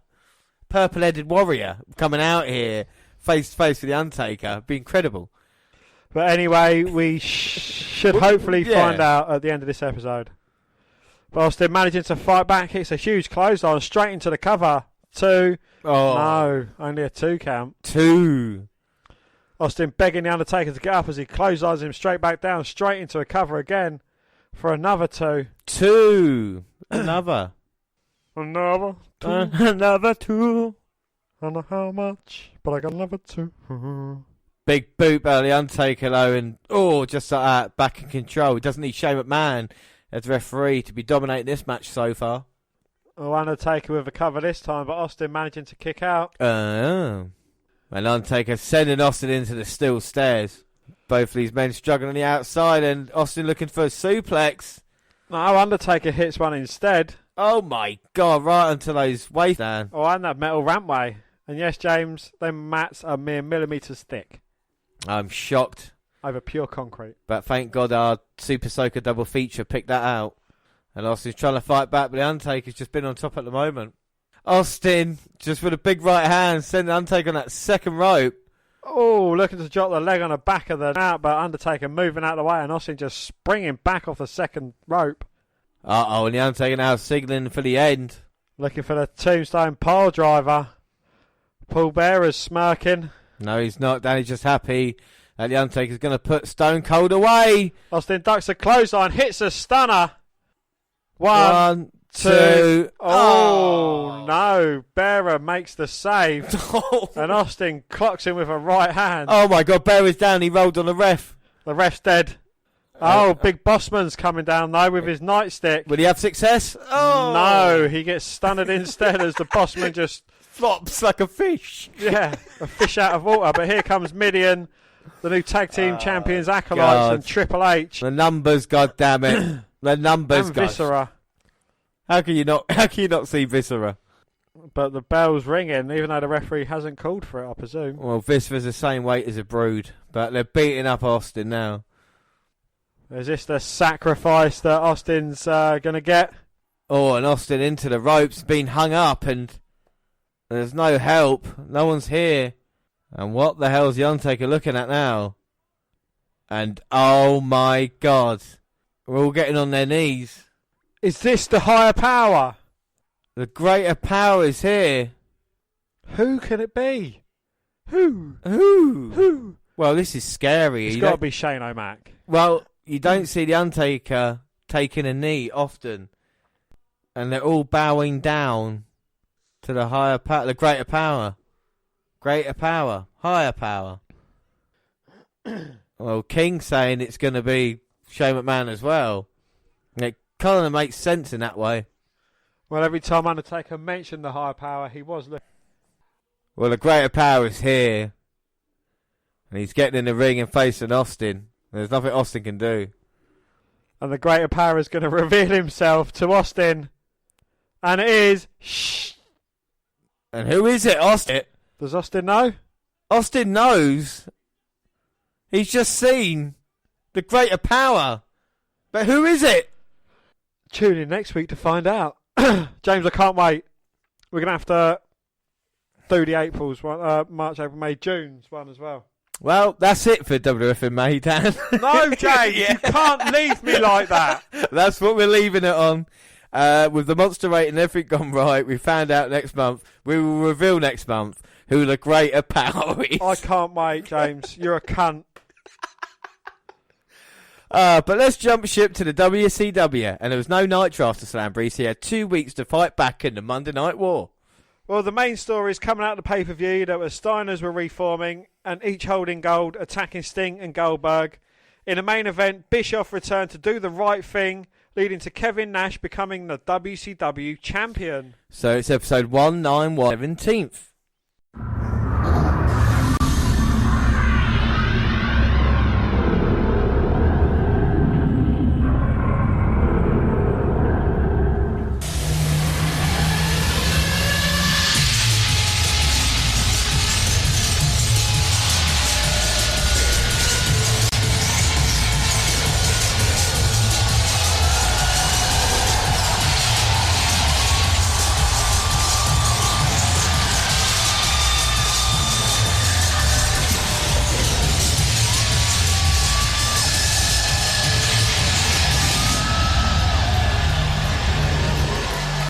Well, ratings dropped to about a 3.4, and they got a 3.9 the first hour, but the final hour dropped to a measly 2.6. Holy shit, that is awful. Not being on for a week kills them. Raw got a 6.4, and the first hour was relatively low with a 5.6, but the second hour shot up to a record 7.1. Something got 1 million Nitro viewers to change the channel. Well, a limo arrives and Flair and friends get out, and so does DDP. Well, Charles takes Piper's name down as the press that was on the door and puts it in Flair's. President, I think. Oh. Charles takes Piper's name down as the president that was on the door and puts in Flair's. Well, here comes Flair. He's all wound up. He's the president. I'll get some speaking time, and then the Horseman will get revenge. Back to Flair, who threatens to walk into Turner's office. He screams about Space Mountain and the Turner Empire, and he is the president. Fans, he wants a mixed tag team match with him and Charles against Savage and George. Bischoff's call will not stand, and Nash and DDP will have a rematch. Well, here comes DDP, and he agrees that Flair should be the president because of decisions like that. Everyone knows that DDP has never cried over a finish, but at the last pay-per-view, he got screwed. Fans chant sexy, and since Nash has Bischoff in his back pocket, this self-high-fi guy is bringing in some of his friends. Well, fans chant Goldberg, and he responds that he does not think so. He brings out Bam Bam Bigelow. Bigelow bellows that he has his back. DDP will be a 3-time champ tonight. Flair goes over some of the matches again, and he calls it the best Nitro ever. Yeah. Yeah, we shall see. Well, Bischoff is sitting down in a pre-recorded interview. He meant what he said when he admitted to screwing things up. It is no secret that everyone worked hard for WCW in becoming the best wrestling organisation, and they dominated for 88 weeks. Well, now the competition has heated up and it's gotten more competitive than he had hoped. He admits to being complacent and not easy to work with, in not saying words, but he's committed to turning it around. Well, we get a Goldberg and Bret Hart recap. Yeah, Bret Hart still blocking Goldberg's spear a few weeks ago, then quitting, and then returning at Slamboree and costing Goldberg in his match against Sting. Nash is with Jay Leno, and he agrees that Bret Hart has gone off the deep end. His Tonight Show will put up $250,000. Nash will do whatever he wants. I've heard Bret Hart was supposed to show up, and they were going to fight there, but the ride was not there for Bret to get in time. Well, Bischoff states that what he did was right. Nash had the match won. Bischoff was not operating in an official capacity, but he did what was right. Nick Patrick did the right thing, and Nash kind of deserves to be champ. He does not care what kind of heat comes down due to that and the Piper match. Well, Schiavone's confused about where to go to next. We go back to Bischoff. So a lot of things are going to change. He admits to treating people poorly and making some bad decisions, and that is a good thing to admit mistakes. Not everyone will welcome him back, but he has to do is change and rebuild a company to be where he thinks it should be. If he does not get the opportunity to become president again, he will still do whatever it takes to make it number one. He hopes people forgive him. I think he mentioned Bret Hart, but I'm not sure. I kind of switched off a little bit. Well, another limo has arrived, and he and Piper get out and walk inside the arena. Well, Tenay talks about Bret Hart, and he will be on the Tonight Show tomorrow night. Well, match one is Evan Courageous versus Rey Mysterio for the WCW Cruiserweight title. So after all that, we finally get our first match. And Evan whips him into the corner, but Ray comes back and connects with a moonsault. Now Evan flies from the top and gets two. Evan misses in the corner. It's Bronco Buster time. Ray puts him up top, but it's shoved off. However, he runs over and crotches him. Hurricane Runner, and he wins. That was just a bit too quick to be impressive, especially for a Cruiserweight match. Well, Nate knocks on Flair's door. Little Nate knocks on Flair's door, and Flair is asking some wrestler to work in the office with him. The dude is baffled. Flair is taking him off the road, and he will get a secretary. Every great promoter pushes his kid. Flair is going to push him down and everyone's throat, and they will love him. Is Buddy Lee or Parker? He has to lay down for David, and Flair will take care of his family. Well, Buddy is unsure and is very monotone, but he goes along. Flair calls out Tori and David, and Flair talks about how proud he made him against Ming. David excited to fight Buddy Lee as Rick declares he's on the way to the title. David is for it. Tori wants to make sure he keeps his promise as he flirts with her. And here comes Booker T. He's upset, and he should be the champ still. Gene reminds him that Rick had help and Stevie was not there. Booker does not worry about that, and here's a true people's champ. Rick better get ready because they are not playing. Gene mentions that you have to stroke to get that match on paper. Booker responds that he started from the bottom and he went up from there. JJ and Flair need to do whatever necessary to get this match going, I think, tonight. Well, match 2 is Buddy Lee Murphy versus... Buddy Lee Murphy? Buddy Murphy. Parker versus David Flair. Well, David is getting mauled. He gets in a little offence. Charles and the Horsemen are getting a bit irate. But he goes up top, and I think he's pushed off, and David puts him in the figure 4, and Charles calls for the bell. I think this was meant to be comedy. Well, match 3 is Ric Flair and Charles Robinson versus Randy Savage and Gorgeous George. Well, Flair has the mic, and he wants no excuses, and he wants all of Team Madness ringside right now. He wants Medusa, and the announcers are confused again, as it is Medusa fighting and not George. Heenan just says to roll with it. George has crutches, that is why. Still, everyone seems baffled this entire show. Yeah, I mean, the mismanagement of WWE at this time, when they don't really have a clue what's going on next, is a bit weird. But here we go. It's a match that everybody wanted to see. Macho Man is back in WCW, and he's teaming with Medusa. And look at there, Charles Robinson. Well, even in defeat at Slam Breeze, not going to stop him. Is Charles Robinson a little Ric Flair? Or is Ric Flair a big Charles Robinson? I think we found out that, yeah, everything Ric Flair does is based off Charles Robinson. Medusa, former WWF Women's Champion. And Flair and little Charles Robinson. It's perfect. And a springboard arm drag takedown by Charles Robinson. Very impressive in the ring there. Oh, but Medusa with a huge clothesline. And Robinson with a Flair bump, and he scrambles away to his corner. Oh, Flair can't believe it. Medusa just beating up Charles Robinson. She drops him to the mat.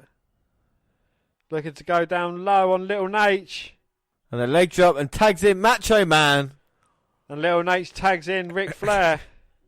Well, now things are about to get serious. A collar elbow tie up. Now Flair pushing off the Macho Man. But Macho with a shoulder block. Just waiting away with a big right hand to the head of Flair. Flair trying to fight it, but no success. And a 10 punches to the head, and Flair with a Flair bump, but responds with a huge chop to the chest and goes down low as Robinson distracts the referee. Oh, come on, that wasn't fair. And Charles Robinson's going to go in there now and take on Macho Man. Double axe handle smash. Robinson's got the upper hand on Ric Flair. Macho Man. Macho Man. It's Macho Man now. It's got on Robinson. Robinson thrown across the ring, and now Medusa back in.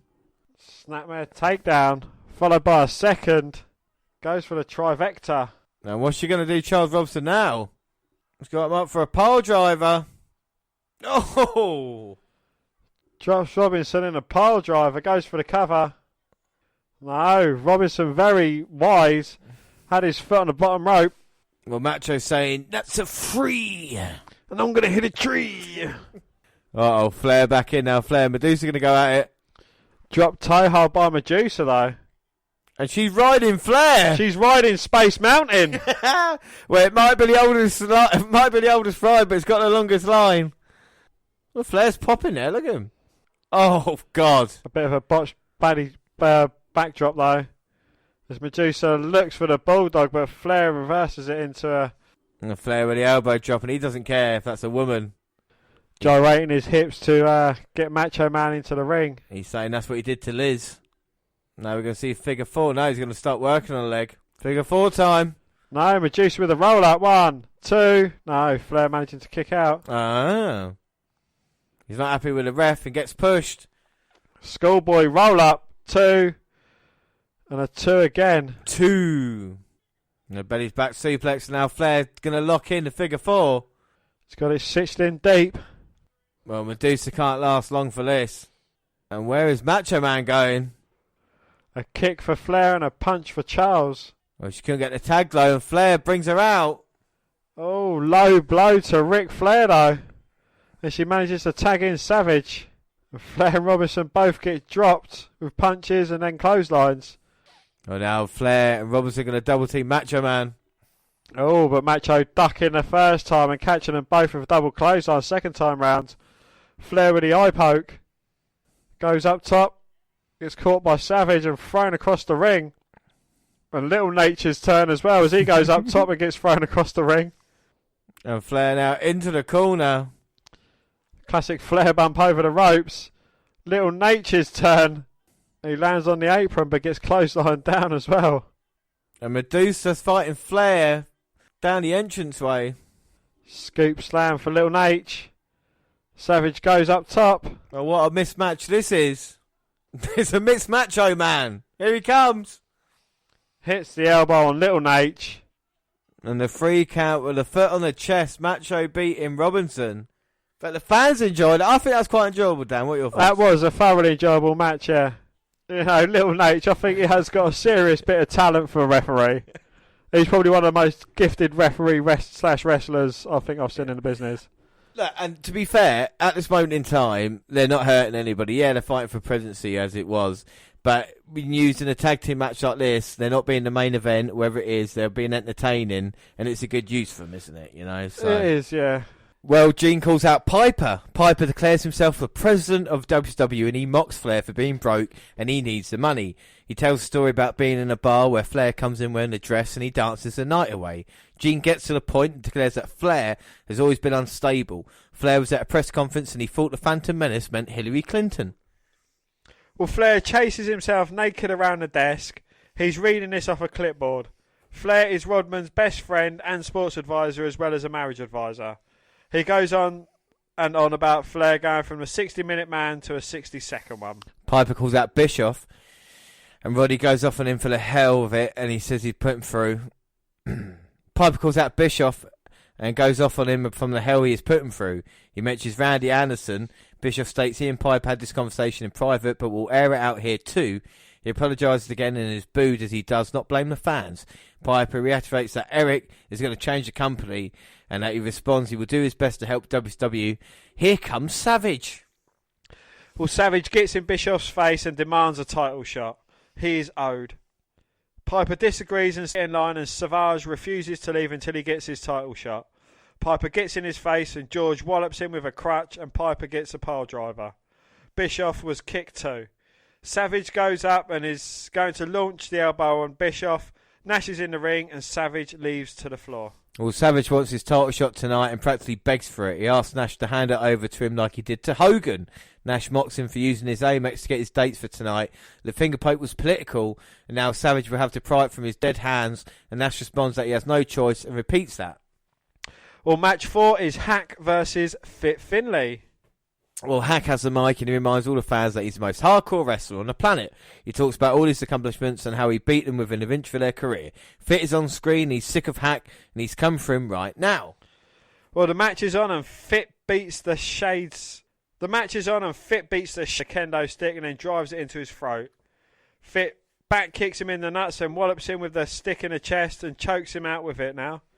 Nobbs comes in, Fit is tossed onto a table in the corner, as is Hack. Nobbs grabs a ladder and tosses it onto Fit and then tosses him through the ropes and Hack is too. He tosses a broken table after him and exits the ring and Hack is right there and he beats his ass. Now Fit enters the fray and everyone is beating everyone. Nobbs gets a chair upside his head and Fit goes after Hack. The match has been thrown out. Well, match 5 is Rick Steiner versus Booker T for the WWE TV title. But Booker T is laid out in the back. Rick has the mic and calls Booker a coward and nothing without his brother. This is the new Rick. He challenges anyone and stumbles over his own name and finally gets it right. He starts to leave, stating no one wants to face him. He stops and stares at the crowd. Look at that. And this is a different side of Rick Steiner that we've seen. Well, that blonde streak in his beard might as well be a mean streak. Oh, wait a minute. There is someone that wants to fight him. It's the Stinger. And it's a man who's got a problem because Rick Steiner interfered in his match against Goldberg. And the fight is on now. And these two men are fighting in the aisleway. Oh, Sting sending Rick into barricade. And back into barricade for a second time. Bounces his head off the announce table. So as Nitro got a near ring announce table now then. Yeah. That's what happened with their new look and they changed it to be a bit closer. I like to call it the end of days look because, well, for obvious reasons, really.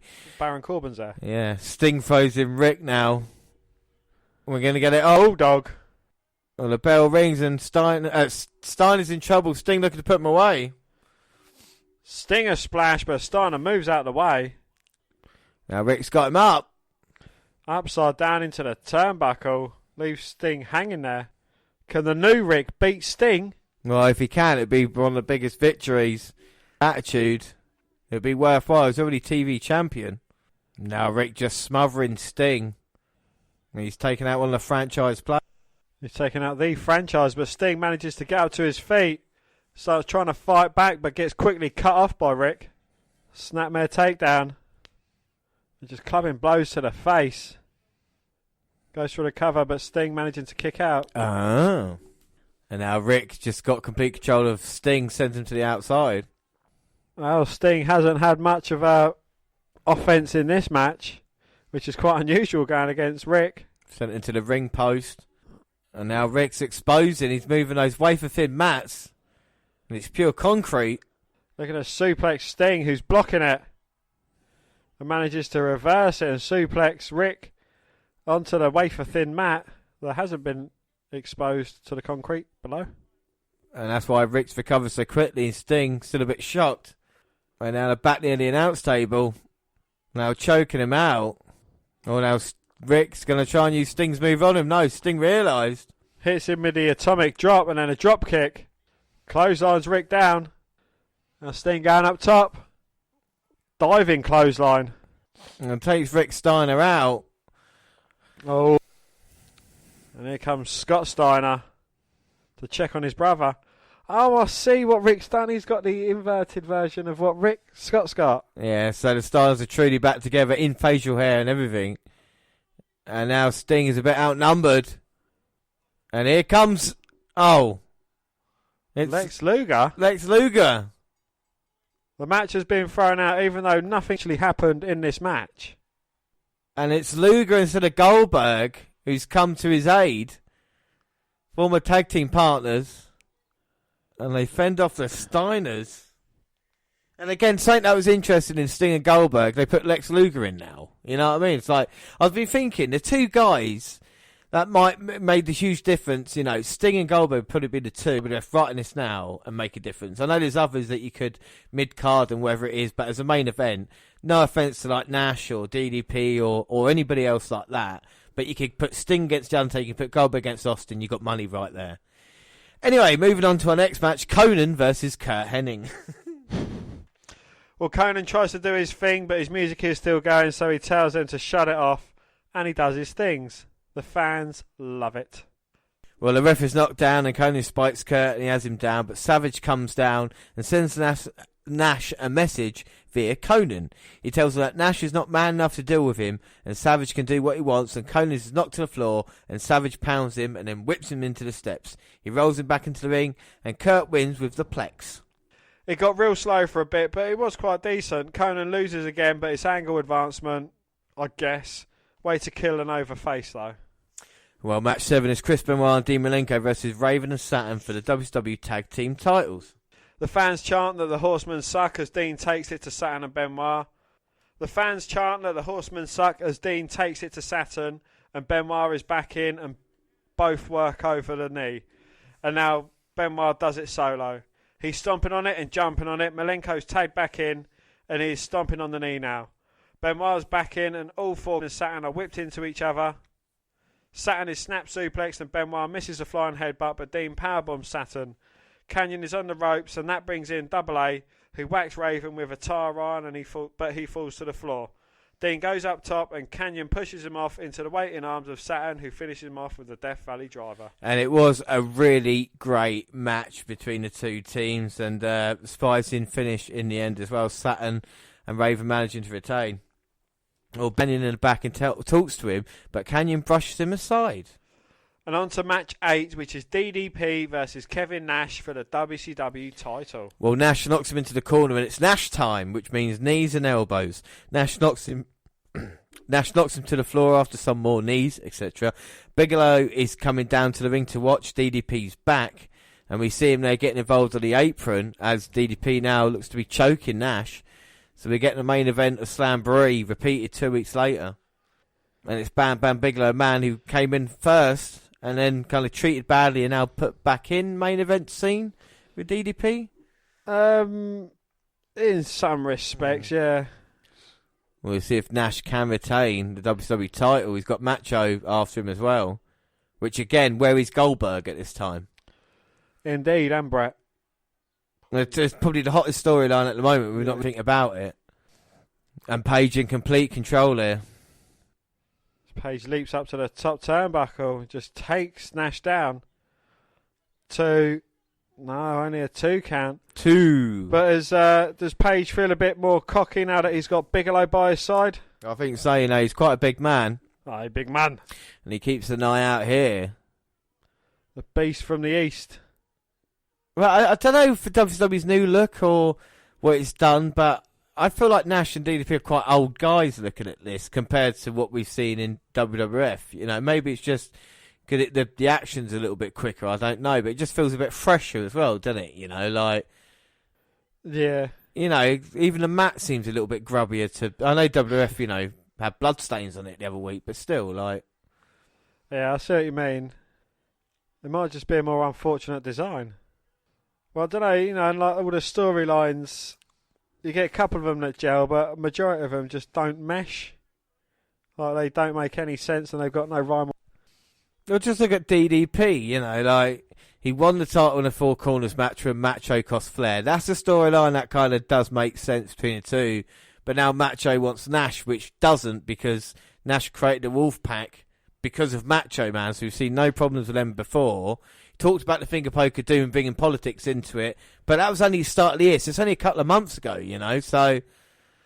Oh, Nash reverses the Irish Whip from DDP, sends him face flow, rolls him up, but DDP managing to kick out. Oh. Nash ducks a clothesline, hits one of his own. Well, Paige managed to get it shoulder up at 2. 2. What's Bigelow even doing? Well, no, Bigelow just looks awful like that as well, Viscera and Big Boss Man might not be in great shape, but they're dressed up correctly, if you know what I mean. They look... But what's Bigelow doing? Why is he coming in and trying to potentially fuck the match up on a DQ for Nash? Well, this is the thing. He wants to make DDP be champion again, and here comes Macho. And the match has been thrown out. Yeah, here we go. Disqualification. And now it's Bigelow, Macho, and DDP beating down Kevin Nash. And the fans chanting for Goldberg. We won't see Goldberg. Well, the one man they want to see, we've not seen on Nitro here tonight. See, if this was WWE, then Austin/Goldberg would come out. Yeah, exactly. Glass smash and it'd be your ass. Better beat down to end things. And Macho and DDP fist each other in the middle of the ring. And I don't think we're finished just yet. There's another 2 minutes of this. And George, Molly, Holly and Medusa come down. And Macho sending the referee out. That'll be a fine. Is that like Godfather and his hose? Well, Macho has got a few. And he's putting lipstick on Kevin Nash. Well, I don't know why Macho's doing that for. Maybe he's showing him for the clown that he is. Oh, the fans got in. Yeah, that's WWE way. Fans are jumping in. But it's not in a good way. They're not jumping in because they're like... They're jumping in because they're bored and disappointed. And fucking... Yeah. I don't feel sorry for Kevin Nash whatsoever, though. Because I know he's been a cunt the past couple of years. I know the fans might be behind it. And Macho, I was pleased to see him. And now he's kind of... done a heel turn. But he's getting cheered. I think, as you say, WCW fans are just stupid. Honestly, and this is the way I tuned out. They were just like... He just elbow dropped him. Why are you picking him up again? Well, now Macho having a go at Shivani and Heenan. And does that make Macho look like a maniac? Does he look? Is it Macho madness, or does he just look like a fucking idiot? A little from column A and a little from column B. I don't know. I mean, it's a good show. It's some great wrestling. Overall, was really entertaining. Not sure why Goldberg was not there. Do find it odd that Nash challenged Bret Hart, not Goldberg challenging him, and Macho challenging Nash, which doesn't make any sense anyway. Anyway, move on to episode 192, and it's May 24th for the Buy-Low Centre in Greenville, South Carolina. Yes, Bobby the Brain and Tony Schiavone are commentating. And the big story tonight is the return of Hulk Hogan, which somehow sounds like a breath of fresh air. Randy Savage has been pushed as a killing machine because he wants the title. but he's gone back and forth on being good or evil in the last few weeks. Yeah, he helped the Hill page keep the title for reasons that aren't clear. Then he feuded with Flair as a face, and then just started going after Nash without ever having a big evil moment. Either way, he's dragging the company through the floor, but for almost everyone else is too. Let's get to it. Well, we open with an in memory of graphic for Owen Hart and a 3-bell salute. We recap the Steiners becoming the super evil brothers and squaring off with Sting and Luger last week. Recap the main points of last week's show and Thunder with Savage beating up 5 guys on his own. Yeah, Bigelow's yelling at Raven and Saturn and reminds them about getting a partner. DDP runs up with a 2x4 and the champions get beaten down. Old guys over young guys again. Well, we get some Nitro girls. And Tony says his thoughts and prayers are with the Hart family. Well, we get Van Hammer versus Chavo Guerrero Jr. Well, both guys are ready in the ring, so I don't see this lasting long. Hammer is now just a basic big man and looks like a bit of a biker. He throws Chavo around to start and hammers away in a corner. Well, Big Boot drops Chavo, but he comes back with a drop kick and a drop toe hold. That earns Chavo a press slam, but he slips down the back into a sunset flip for 2. 2! A suplex and a leg drop get the same for Hammer, but Chavo escapes the Cobra Clutch slam. Well, Chavo tries the Fez press and gets caught in a bear hug, followed by the flashback Alabama slam for the pin. It was a total squash. Indeed, yes, we get a video on Randy Savage. And that cunt DJ ran. Lovely. Well, Gene brings out banged up Disco Inferno, who is wearing sunglasses to cover up a black eye. He didn't care for Savage's travelling show of pimps and hoes, attacking him on Thursday and says he can get Savage in touch with Nash. Savage has been going after the young talent of the company and thinks it's because Randy is afraid of them. Well, that brings out Ernest the Cat Miller, of all people, to dance and tell Disco to be a man. Disco wants Cat out of his face. Would he throw DJ Ran up in his area? And the fight is on. Nick Patrick comes out, but it's quickly knocked to the floor, so I don't think this is a match. Well, Miller goes after the eye with a show, and the other referees come down to get Disco out. We cut to the black and white locker room for the Miller is talking about you bit with Norton. Because that's still a thing. Norton chases Miller off. Well, Mike Tenay goes into Ric Flair's office. And we get a video on Nash. Well, Flair and Anderson are with El Dandy and offer to elevate his status for a loss to David tonight. Buddy Lee Parker comes in and asks for the office and secretary he has promised. Instead, he's given a Gold's Gym membership and an offer to fight Benoit tonight. Parker takes it and says he won't lay down again.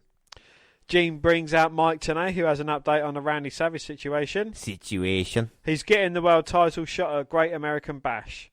Ric Flair storms out and talks to a woman in the audience, saying her mum rode Space Mountain 20 years ago, and maybe she'll get to tonight.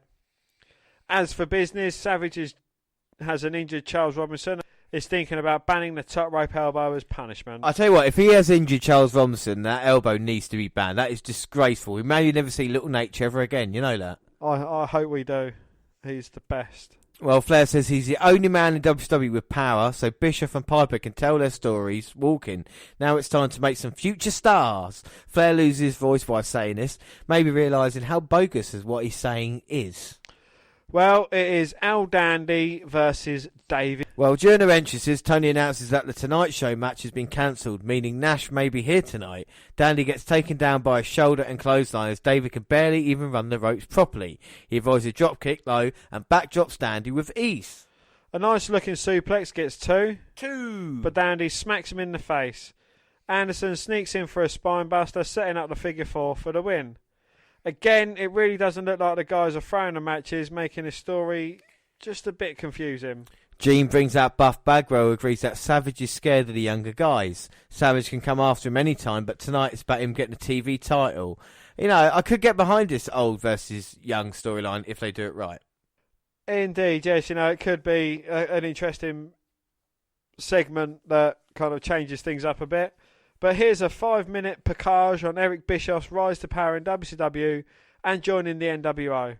We're nearly halfway through the show and haven't seen 2 matches, but we have time for a guy who presumably has no power. Well, our next match is a Battle Royale, and it features Cyclops, Kaz Hayashi, Prince Iakea, Johnny Swinger, Juventud Guerrera, Villano 5, Damien, Kidman, Psychosis, Lash LaRue, Blitzkrieg. Evan Courageous. Well, the winner gets a shot of rain next week. Juve falls down on the way to the ring. I guess he's drunk. It's a huge brawl to start with, everyone sending everyone else to the ropes for attempted eliminations. Damien slams Blitzkrieg and Vinano gets knocked down by Saint. The camera misses.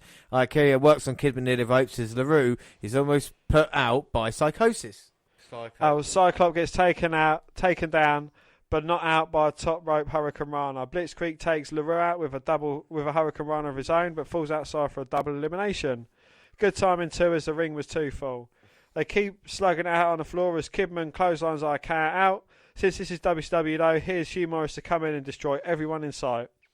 Everyone jumps on him, but he's able to throw out Damien, swing out Psychosis, Cyclops, Kaz and Evan. Well, that leaves Hoovy and Kidman in the ring because, heaven forbid, anyone other than those two get pushed against Mysterio. Kidman goes after Morris as Hoovy bails, but for once more, Morris is able to powerbomb Kidman in half. No laughing matter, crushes him again, and Morris goes up for a second, but Ray runs out and dropkicks Morris to the floor. There's no bell, but since Kidman is the only guy left in, I am assuming he wins. Either that or WWE just managed to have a Battle Royal end in a no contest. Only WCW. Well, for failure, because there's no other word to describe it, the Cruiserweight division is a disaster right now, and no one but Hoovy, Ray and Kidman are constantly pushed. And now Hugh Morris, a jobber to the stars, beats up about 6 guys with ease before another runs away from him. On top of that, we're now heading towards Kidman versus Mysterio again. Well, here's Piper to really get things going. We get some standard cheat heat with mentions of the local baseball team, and Piper saying he had about 50 fights in this town, and 2 or 3 of them were in this ring. Piper doesn't care for Bischoff's apologies, but his real issues with Randy Savage. Well, of course it is. He lays down on the mat and calls out Savage, but gets the girls instead. Well, Piper asks Miss Madness how she won the title before asking George where Savage is. She says he's being honoured, and Piper makes Slim Jim jokes. He yells at all of them until Flair comes out for a save, earning him a beating. Well, this brings out Paige and Bigelow to lay out Piper for some reason. Paige says Flair owes him, so Flair gives him a tag team title shot at Great American Bash. Flair also makes another match between him and Piper for the show because, you know the drill by now. Benoit and Malenko are in the back watching what just happened. Dean wants to know where their title shot is and thinks you have to be over 45 to get a push around here. Dean Malenko's wrestling's smartest man. Benoit thinks Flair is for Flair, and Dean says every man is for himself. That might do it for the Horsemen then. We get a video on Luger and Sting's history together, going back a long, long way. Back in 1846, when they faced off against Sting with Wilbur Schneider and his... George Hackenschmidt. George Hackenschmidt. Yes, Dan, we watched that the other day, yeah. Absolute classic. Yeah. Well, Piper's getting his rib taped up and says he wants Flair, Paige and Bigelow's versus himself and 2 partners. Gee, I wonder who they'll be. Well, Tony says WWE's partnering with Tommy Boy Records to merge wrestling and music. They're about 15 years too late, but that's WCW for you. Well, Kurt Hennig comes out and tells Tony to turn him on. His headset, you see. Kurt doesn't like rap music, but did like beating up Conan recently. We get a video on a Tommy Boy Records wrestling-themed party. And it's Chris Benoit versus Buddy Lee Parker. Well, Hennig is still on commentary and talks about how young guys like Benoit aren't respecting the veterans that came before them. A black armband can be seen on Chris's arm for Owen. Parker actually gets in a few shots in the corner to start. I don't see him getting much more offence. Well, as you would expect, he charges into a boot in the corner and gets caught in the rolling Germans. Benoit chops the fucking shit out in the corner before hitting a quick belly-to-back suplex. Parker comes back with a power slam, only to get drop toe hold into the middle turnbuckle. The swan dive sets up the crossface, and Parker taps very quickly. It's always fun to see Benoit run over someone like this. Parker was older than dirt at this point. He's been getting beaten up for years now. That's probably why he's such a jerk down in the power plant. The match was just there for Benoit to show how awesome he was, because somehow that wasn't as established fact that the WWE... And we got a TV title match up next. It's Rick Steiner versus Buff Bagwell. Well, before the match, we get a chat from the Steiners. Scott rips on WWE saying they suck, with Heenan saying, good point. After bragging about the red and black, we get a perfect Scott line as he calls himself the US champion and Rick the United States television champion. Well, Bagwell charges the ring and hammers away at both Steiners, actually knocking Scott out to the floor. A quick drop kick puts Rick down and he starts going after Buff's next to take over. He ties Buff in a tree of woe so Scott can choke away from the floor. Well, Bagwell comes right back with a net break of his own, only to have Scott tripping for the floor. Scott gets in a few shots and Rick knocks Bagwell out to the floor with a Steiner line. The brothers pull the mats back and Rick actually power drives Buff on the cold concrete floor. Well, things are about to get even worse with Scott holding Buff's neck across barricade as Rick goes up top. We've got Sting in a monster truck in the aisle. Lex Luger in a Sting mask for some reason is driving. We cut the ring and Sting is there with a bat as we go to a break. So hang on a minute. A Sting monster truck, which we've seen before with Stone Cold, but Lex Luger driving it with a mask on. Yeah. Fantastic. Well, another match ends in a DQ or no contest because, heaven forbid, anyone have to job around here. At least the stuff with Rick was short, though I'm still waiting on Goldberg to come back and fight the Steiners for what happened to him at Slamboree. Instead, we're getting Sting and Luger teaming up until Luger turns heel again and starts yet another feud between him and Sting. Well, still on commentary and ripping on rap. So here's Conan to start a fight. They brawl into the ring with Conan beating the tar out of Kurt. Well, Mike Tenay's in the ring and calls out Jimmy Hart and Kurt Hennig. Jimmy wants Mysterio out here right now to explain what happened earlier. Morris complains about the same guys having the same matches for 4 years now and wants to mix it up a bit. Again, they need to stop saying things that the critics are saying. Ray starts brawling with Morris and uses his usual springboard-based offense until Jimmy trips him up. You crush them in the corner with plants and with a huge powerbomb, then get a chair, but Cole and the Kidman come in for the save. Well, here's Hollywood Hogan for his big return from knee surgery. He's still in a big knee brace and on crutches, but is being all heelish anyway. Hogan praises Nash because they're both part of the pack and says he's coming for Paige. We get a reference to Raw, called Triple X Porno Wrestling on the other channel. Hogan is the master of politics and has seen the people talking in the back, so he'll return soon. Brother! Well, Nash comes out for a chat because, heaven forbid, we get another match. After sucking up to the crowd, a la Piper. A la Piper. A la Piper. A la Roddy Piper. He gets to the point of Savage running around like a crazy man after the world title. Nash isn't hard to find. He'll be the guy with a big gold belt for a long time to come. That brings out the girls again with George's leg hurt again. Why she's wearing high heels while on crutches isn't clear, but at least she looks good. Indeed, yes. Well, Nash talks to Jane. He's seen her wrestle, but he'd rather see her box. The girls go after him and break a crutch over Nash's back. Easy. But it doesn't seem to have much effect. Savage coming out and nailing him with a belt does have an effect, though. We get lipstick on the face thing again, which is still kind of stupid. It is fucking stupid. And our main event is Roddy Piper with Dunno versus Ric Flair, DDP, Bigelow. Well, after a break, Malenko in street clothes and Benoit come out to be Piper's partners. Piper has his ribs taped up from the attack earlier and thankfully is supporting a black armband of his own. Unless I missed it, that's the second of the entire show. Paige and Malenko get things going, but Dean wants Flair instead. Once Flair is in, Benoit wants to fight instead. They take turns chopping each other's chests off until Benoit backdrops him down. Well, Benoit cleans house and clotheslines Bigelow out to the floor as everything breaks down. Flair finally gets back in and back into the little corner, which Heenan calls a bad neighbourhood. Thumb to the iron chop, put Benoit down, and the Jersey boys come in to take over. Bigelow headbutts him for two. Paige has to break off a backslide, but Bigelow misses the top rope headbutt. The hot tag brings in Piper, and here are Raven and Saturn to go after the Jersey guys for the DQ. Another one? For the love of all things good and holy, stop with the fucking DQ endings! You can't get a clean ending to any main event match round here, and I'm getting really fucking pissed off with it. Also, why in the world did we need Piper out there? To give former World Tag Team Champions credibility? Heaven forbid Piper isn't around every 2 seconds to make things feel big. Well, it's a huge brawl post-match for the good guys getting the better of it. Piper puts Flair in the figure four as Benoit stomps at him. Rick bails and we cut to the back where Hogan is standing over a fallen Paige to end the show. Oh, sweet goodness, this got old in a hurry. There were 5 matches in 3 hours. Think about that for a minute. Nothing broke 10 minutes and they can only give us 5 matches. One being a battle royal that ended in a no contest. Well, obviously there were major outside circumstances to it. Major outside circumstances to it. But the ratings result for Nitro's 3.1 losing to WF 7.2. Nitro hadn't been that low for a regular show in over 2 years. Only topped that once in the entirety of the Monday Night Wars. That was a disaster for Nitro and a sign that things had to change. Well, luckily for them, there actually was a glimmer of hope here. This idea of old versus new, albeit the same thing they did with WCW versus the NWO 3 years ago, has something to it, as you can see the battle lines being drawn. So we move on to our last episode of Nitro, and it's episode 193, and it's May 31st, and we're in the Astrodome, Houston, Texas. Easy for you to say. Commentators are Bobby Heenan and Tony Schiavone, and we're 2 weeks away from the Great American Bash, and the main event is still dominating the card. Thankfully, we're getting some development on the rest of the card, and hopefully the rise of Benoit and Malenko up the card as the new young stars of the company.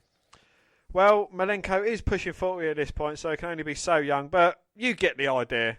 Anyway, get on. We open with Raven arriving at the arena by getting attacked by Bigelow and Page in a parking lot. They throw him into a dumpster and slam the lid on his head. We get a recap of last week with Piper beating up Flair and the Horsemen turning on their leader. We see Tank Abbott getting into it with Rick Steiner on Thunder. And the announcers do their thing. And then that cunt DJ ran. And here's Eddie Guerrero for the first time this year after a horrible car wreck. The announcers welcome him back and show us some pictures of Eddie. Eddie lists off his injuries and hopes to be back soon. He'll be doing some commentary to start things off. Well, it's good to see Eddie Guerrero back, and they definitely need all the talent they can have. First match is Hack versus Kidman. Well, Hack has to lose the weapons to start, and Kidman actually tries to make it a wrestling match. I can't imagine it staying that way, but it's nice to pretend for a bit. They stay on the mat for a bit with Kidman holding the head scissors, and now let's hear from Tank Abbott and his goons about being in a cage is hardcore. He has history in being in a cage, you see, and he's going to referee the TV title match tonight. Well, we cut back to the actual match with Kidman taking over again in a drop kick. Chastity gets on the apron from a chair, allowing Hack to send Kidman face first into the steel. It's a weapons time now, and I guess it was a hardcore match the whole time. Kidman's being whipped into the ladder, but avoids a swanton through the table. He loads up the shooting star, but he uses Morris to shove him off. Samoa Joe in a no contest again in a hardcore match. Well, there was some decent wrestling to start, but then we went to the hardcore stuff and because we can't do that stuff at some other point. I don't know why they insist on wasting Kidman on something like this when he's capable of having good matches with any talented guy you throw at him. Well, Brian Knobbs comes out to beat up Hack. And Flair is in his office and orders 8 women to his room tonight. JJ Dillon says Savage's elbow is officially banned, so what else can he actually do? Double axe smash from the top, I guess. We get a clip of Steiner and Abbott again on Thunder. And Eddie thanks the Bischoff for believing in him. And here are Bigelow and Page with something to say. Page rips on the fans and says he knew he was wrong to put Hogan out with a knee injury. He tried to apologise, but last week Hogan knocked him out with a crutch as he was leaving. Bigelow and Page threatened to put Hogan on permanently injured list before turning their attention to Raven and Saturn. They took the trash out earlier and now don't want to wait for the Great American Bash for their title shot. Well, Canyon is going to take Raven's place in a tag team title match tonight. Oh, that cunt DJ Rand doesn't like Kurt Hennig, not like in hip hop. Have him advanced storylines now? Well, Kurt Hennig comes out to the commentary desk and insists that rap is crap. Hennig likes country music better and is going to sing a country song at DJ Rand's booth. Bobby Duncombe Jr. comes out to sing it with Kurt, and they belt out Blame It on Texas. It's not really singing as much as it's rhythmic talking, but they're trying. Conan and Mysterio come out in their Astros jerseys for the save, and a tag match is made for later. Conan and Conan brawling last week. Wouldn't that fit better before this previous segment? Indeed, yes, but we go on to our next match, and it's Van Hammer versus Evan Courageous. Well, Evan gets Van Hammered on to start and quickly put in a trio while he avoids a charge through and grabs a headlock, only to be shoved away and shouldered down. Head scissors takes down Hammer, but he counters with another attempt with a hot shot.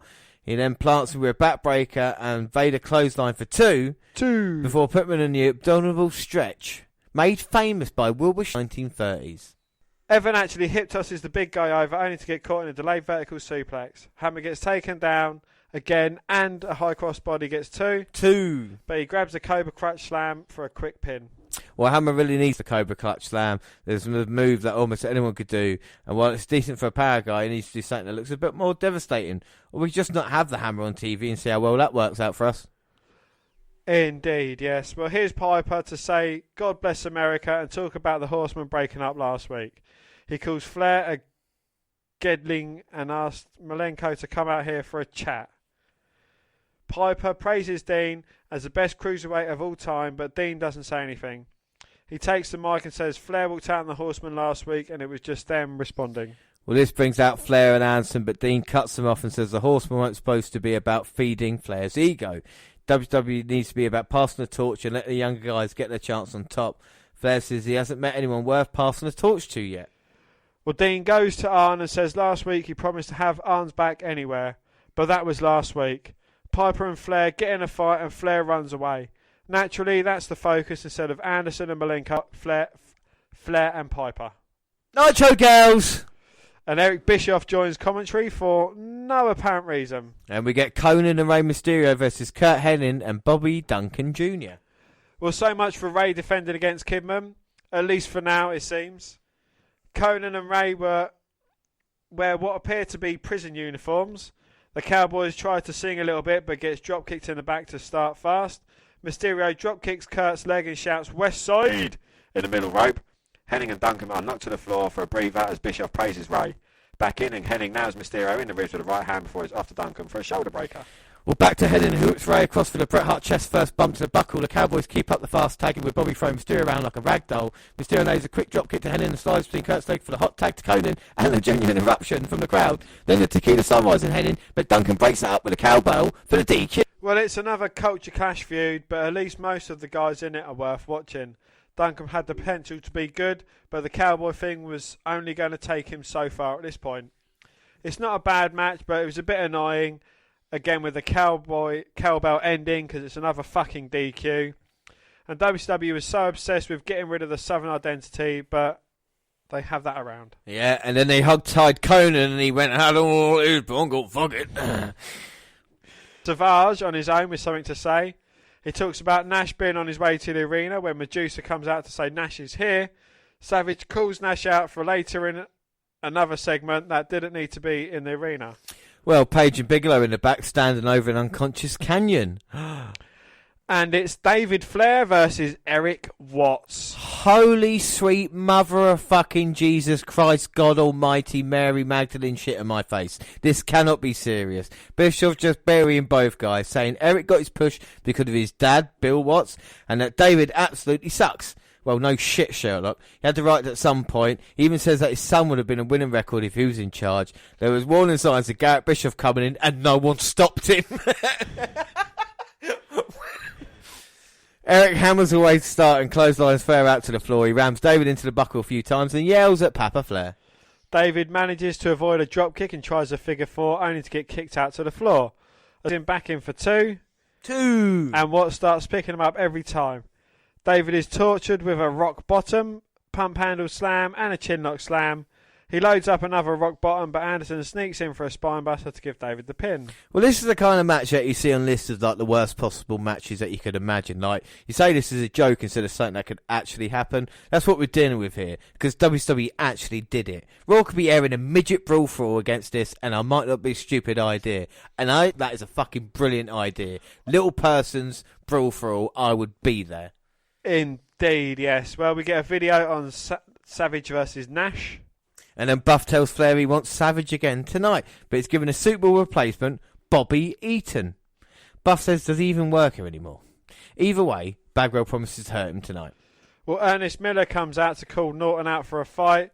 Well, at least that's what I think he's saying, as Bischoff keeps talking about how the company in New York is beating them right now, and he's partially to blame. Anyway, here's Norton, and we get a bell.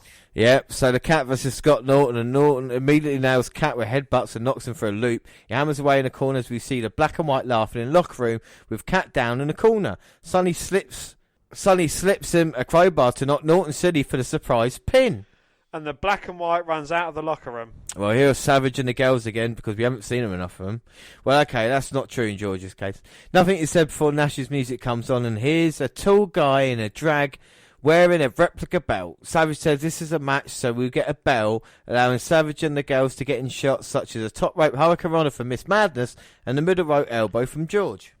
Well, Savage drops the banned top rope elbow for a pin before celebrating with the belt.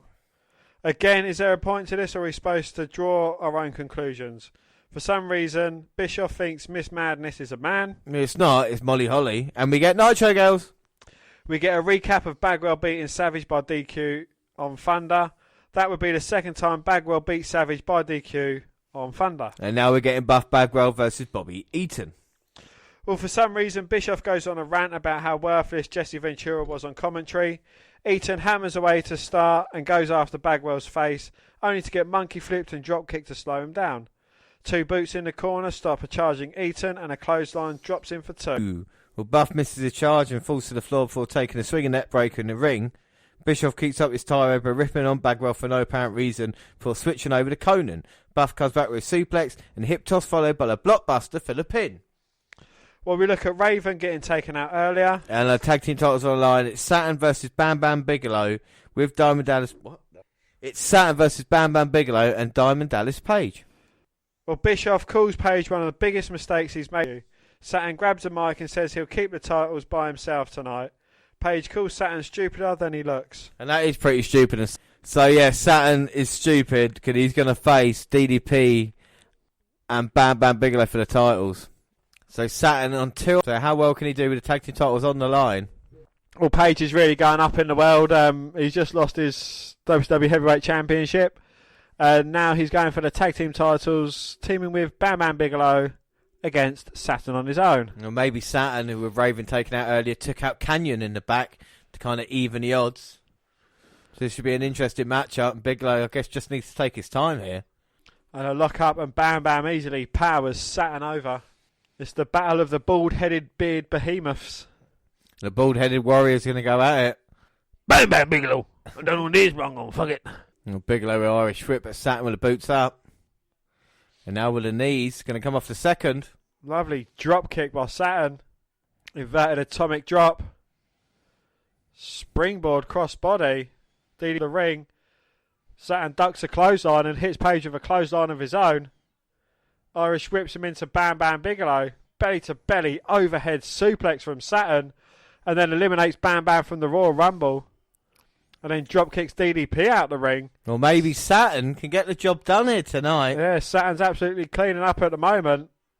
Well, Bigelow and Page don't know what to do. They're going to have to come up with a new game plan as we go to an ad break.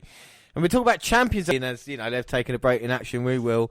Over the WF, for me, it's quite easy to keep a track who's champion. European Championship's been retired. Hardcore belongs to Al Snow at the moment. Tag teams, the Acolytes, we saw them win the championship. Intercontinental title, of course, Jeff Jarrett, we know the world champion is. WCW, Dan, can you name me all the champions at this moment in time? Rick and Scott Steiner are TV champion and US champion. Yep. Nash is heavyweight champion. Saturn and someone is cruiserweight champion is Rey Mysterio.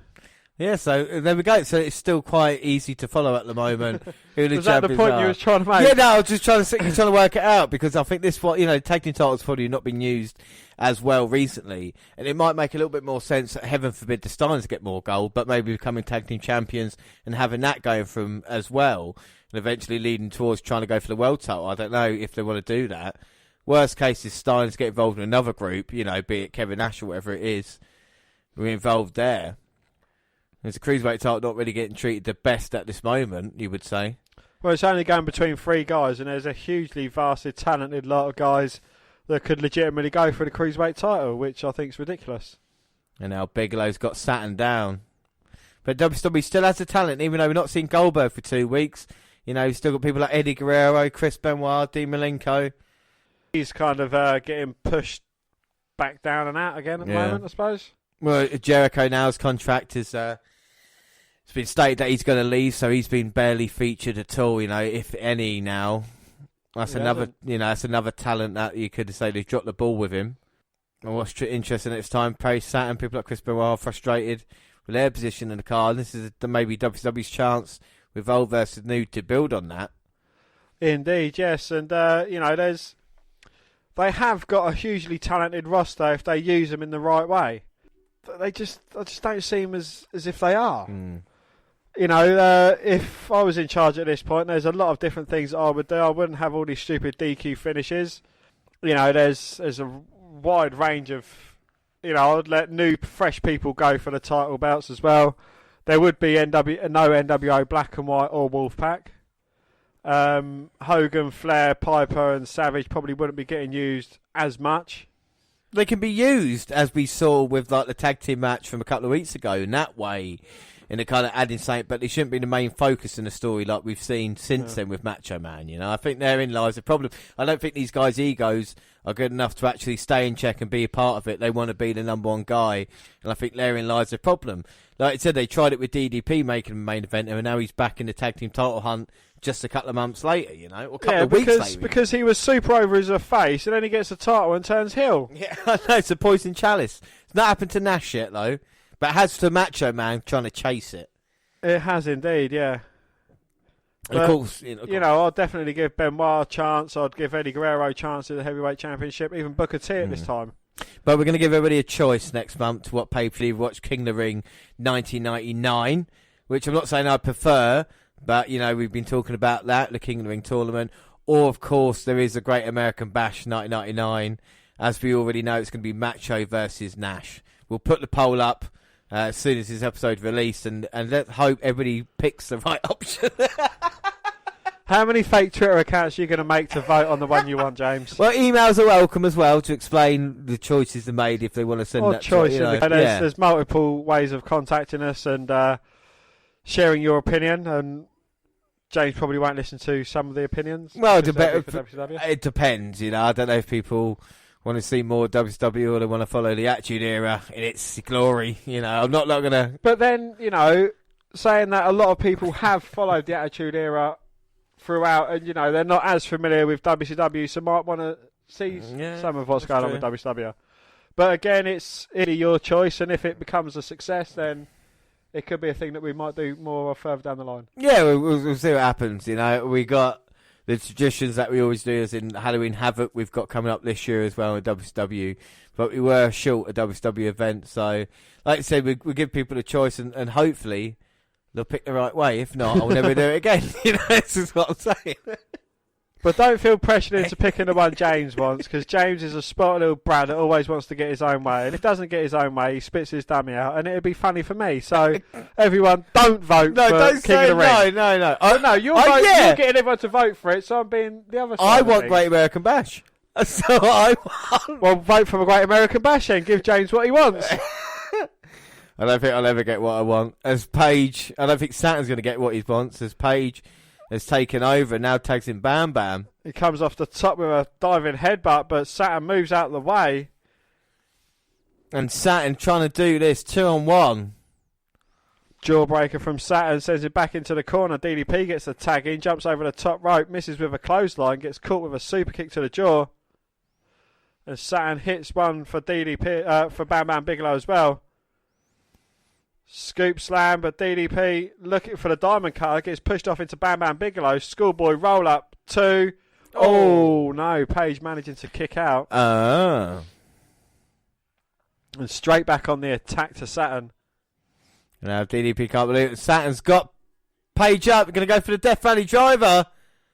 Hits it. 1, 2, 3. No. Paige managing to kick out. And now Saturn's got Bigelow up. Oh! Death Valley Driver for Bigelow. Well, all 3 men down at the moment. And now here comes Canyon, who was out earlier. And he wants to tag from Saturn. Well, now we've got a tag team match. Canyon there to help. Canyon was sent. He's attacked in the back. Canyon gets the tag in. But gets caught by DDP. 1, 2, 3. Well, all right. And DDP and Bigelow become your new WWE Tag Team Champions. Thanks to Canyon's one knockout effort. Dan, what are your thoughts on that?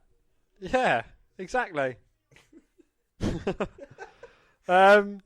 I can't. The only saving grace in that is it protects Saturn a bit, I think. Yeah, Saturn looked really cool. He had the job done at one point, didn't he? Until maybe his gravest mistake was tagging in Canyon. Yeah.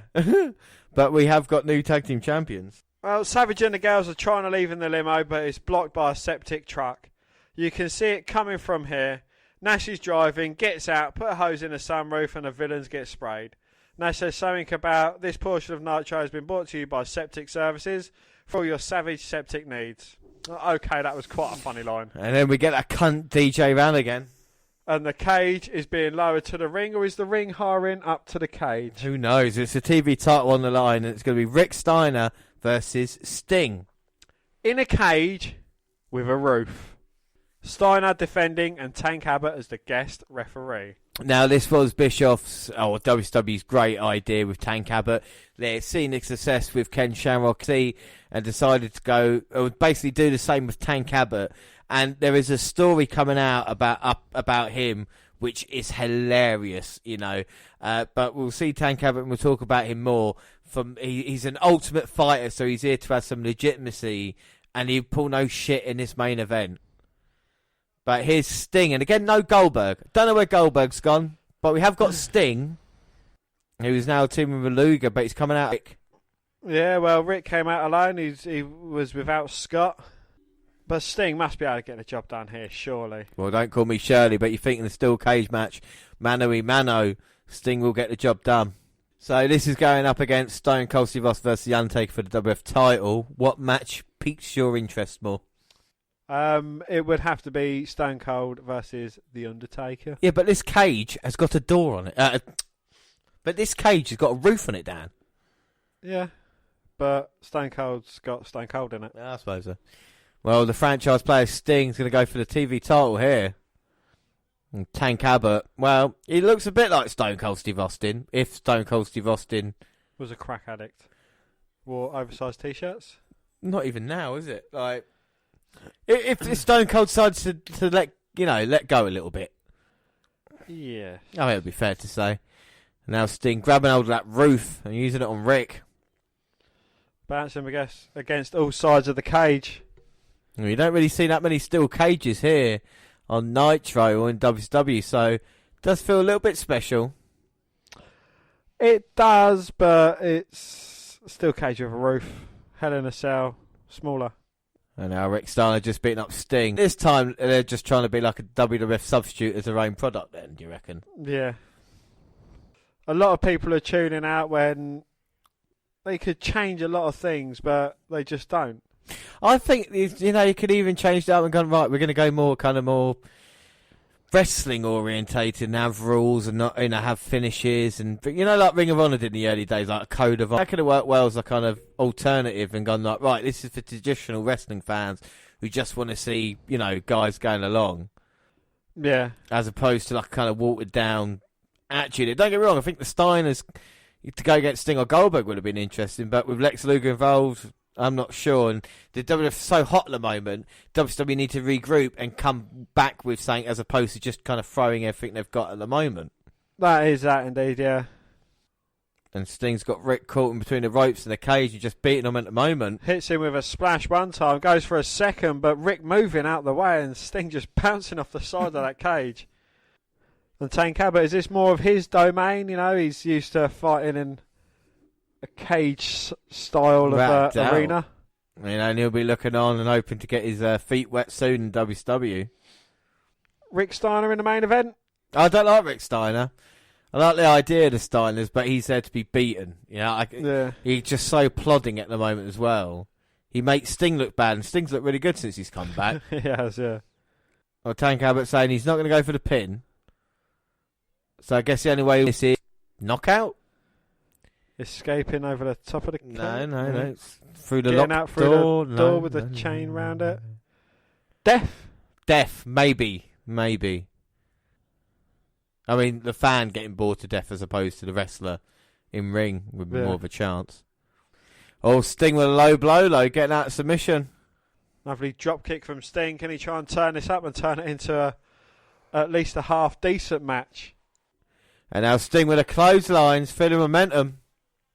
Sting looking for a splash, but Rick getting his knees up. And now Sting is in trouble because Rick Steiner's got him up and a gut buster. No, but Sting with a backslide and looking for a test of strength. But he's got his arms around the wrong way. And I don't think... Still trying. I don't think he can get him. Maybe he's trying to get him down. Maybe it's submission. Rick's got hold of the ropes now. Big back elbow from Sting. Dropping Rick to his knee. Followed by a huge right hand, but Rick with a finger to the eyes. And the Rick is really terrible at selling, isn't he? He's just awful overall. I'm not really seeing anything to kind of. Oh yeah, he's the guy we're going to put in the main event. You know, He didn't even Irish whip Sting, and Sting just ran flat out into that corner. Stinger splash, but Tank Abbott pulls Rick out of the way and just hits Sting once from behind. And well, don't forget he's an Ultimate Fighter, so he can. And they're trying to throw rubbish in, but there's a cage up around the ring, people. That's the whole point. And now this cage match has turned into a, oh, don't you fucking dare. Not a no contest in a cage match. And now they got Sting with tape. And he pins Sting's hands to the top. Sting has been taped to the top rope. And Rick is just using him as a punching and kicking bag. Well, Tank Abbott has got out of the ring, is walking up the aisle by the look of things. Tank Abbott, who was sweating profusely in that cage, Well, even I think though someone's throwing drink at him. Oh, good. Well, Tank Abbott there with his kind of people at ringside. His goons. His entourage. Montourage. Honestly, what an awful cage match. That was. I don't think I've ever seen a worse one. Honestly, I don't. Even the Kennel from Hell was better than that. Yeah. And that was shit. I mean, it's not even like ridiculously bad. It's just like bad, you know? Like Tank Abbott is now like the main story in Nitro. It actually is, as he's walking away. So did this actually cage match go to a no contest? Yeah, the still cage match went to a no contest. So the question we asked ourselves as WWF went off the air, who is the greater power? What are the implications? And Nitro's, oh, what about Tank Abbott, eh? Let me get this straight. We had 2.5 hours of Bischoff's out there commentary. Tank Abbott screwing over Sting for a no contest in a cage match. A no contest in a hardcore match. Kurt Hennig singing. More Flair versus Piper, and one of the worst possible matches in the history of wrestling. I know I've said this before, but it can't get any worse than this, can it? Well, now, to be fair, there's some decent stuff in there, such as the tag team title match and most of the Horseman segment, but the bad just cripples anything the good could do for the show. The big story somewhere, and that doesn't seem to be happening anytime soon, is far more old versus old, with talk of the old versus new not going anywhere. There's still time, but we need to get there and actually fire up the company a little bit. But that is it, and of course we'll be back next month for more WWE vs WCW. And like we said, it's your choice what pay-per-view would be, WWF or WCW. Our next episode will be the WWE Network review for May. Of course, we'll bring you NXT Update, NXT UK, and of course our trip to Raw. But Dan, what have you thought about Raw and Nitro this month? Raw has been absolutely on point. It makes me want to tune into the next episode and want to keep in touch with it. It's kept me gripped in. The wrestling isn't 100% perfect, but at least it's telling a story, and you're kind of seeing the rise of some of the company's biggest ever stars as well. And you know that it's actually going to go somewhere and you're going to get a good payoff. Whereas WCW, you're like, what the fuck is going every fucking week? It's like, there was, 5 matches in a 3-hour show? And none of them went over 10 minutes. So you've got 50 minutes of 3 hours. So you've got 2 hours and 10 minutes of just talking and absolute fucking bullshit. Which is like, why? It's like, when you like, how did WCW go on? It's like, how did WCW go under? It's like looking at it. And it's actually kind of like, I don't know if it's like eating itself, but you can see the problems. You can see it getting worse and worse, and no one actually doing it, And it's like, when a friend goes down a fucking dark alley or something like that, and you're just like, there's nothing you can do to stop it. And WCW is exactly the same. It's like, you know what you're doing wrong, and you keep doing the same things over and over again, and the fans will not keep up with it. Fans will be like, there's no point watching this. It will end in a no DQ, and the story will be continued through. Do you know what I mean? And it's the same thing they're getting, and they're tuning out, and WWF might have no finishes in some contests, but when it comes to like the pay-per-views and the payoffs, they're getting it, and even with Austin losing the title, we're getting that excitement of who the greater power is and leading to there. And with WCW, it's just like, where the fuck was Goldberg? In 3 weeks after Slamboree, to seek retribution out, he wasn't there. Whether it be filming or something like this, you could have had a storyline of, Goldberg was taken out by the bad guys. It's a shame, but we'll carry on the journey regardless next month. And like I say, it'll be your choice and your fault what we watch. Anyway, that is it. Don't forget you can follow us on Twitter at WWE Network Review or at Vince McMahon, WWE. I'm at J_Rollins. We're on Instagram, the WNR Podcast, across all the Google platforms, and listen email, the WNR Podcast @gmail.com. We're on Facebook. You can come and find our page and give us a like with a WWE Network Review Podcast, or you can come and find me and add me as a friend. I am Vince McMahon. Subscribe to our YouTube channel, WWE Network Review Podcast there. Clips on YouTube, and of course, podcasts go up on YouTube at the same time they do other places like SoundCloud. On your phone. Speaker Radio, we've got a live show, Stitcher Radio and iTunes. We can download, subscribe, rate and review there. Don't stop there. We have got a new website that's going to be made by SummerSlam. I'm hoping. And you can find links to all of our Twitter, YouTube, Facebook and Instagram accounts on there. And it's the You know what it is. The WNRpodcast.com. Yes! The WNRpodcast.com. Find us there and enjoy. So, yeah, next episode is the WNR for May. But until then, Rollins, as always, joined by Dan White. Thanks for listening, everybody, and bye. Bye.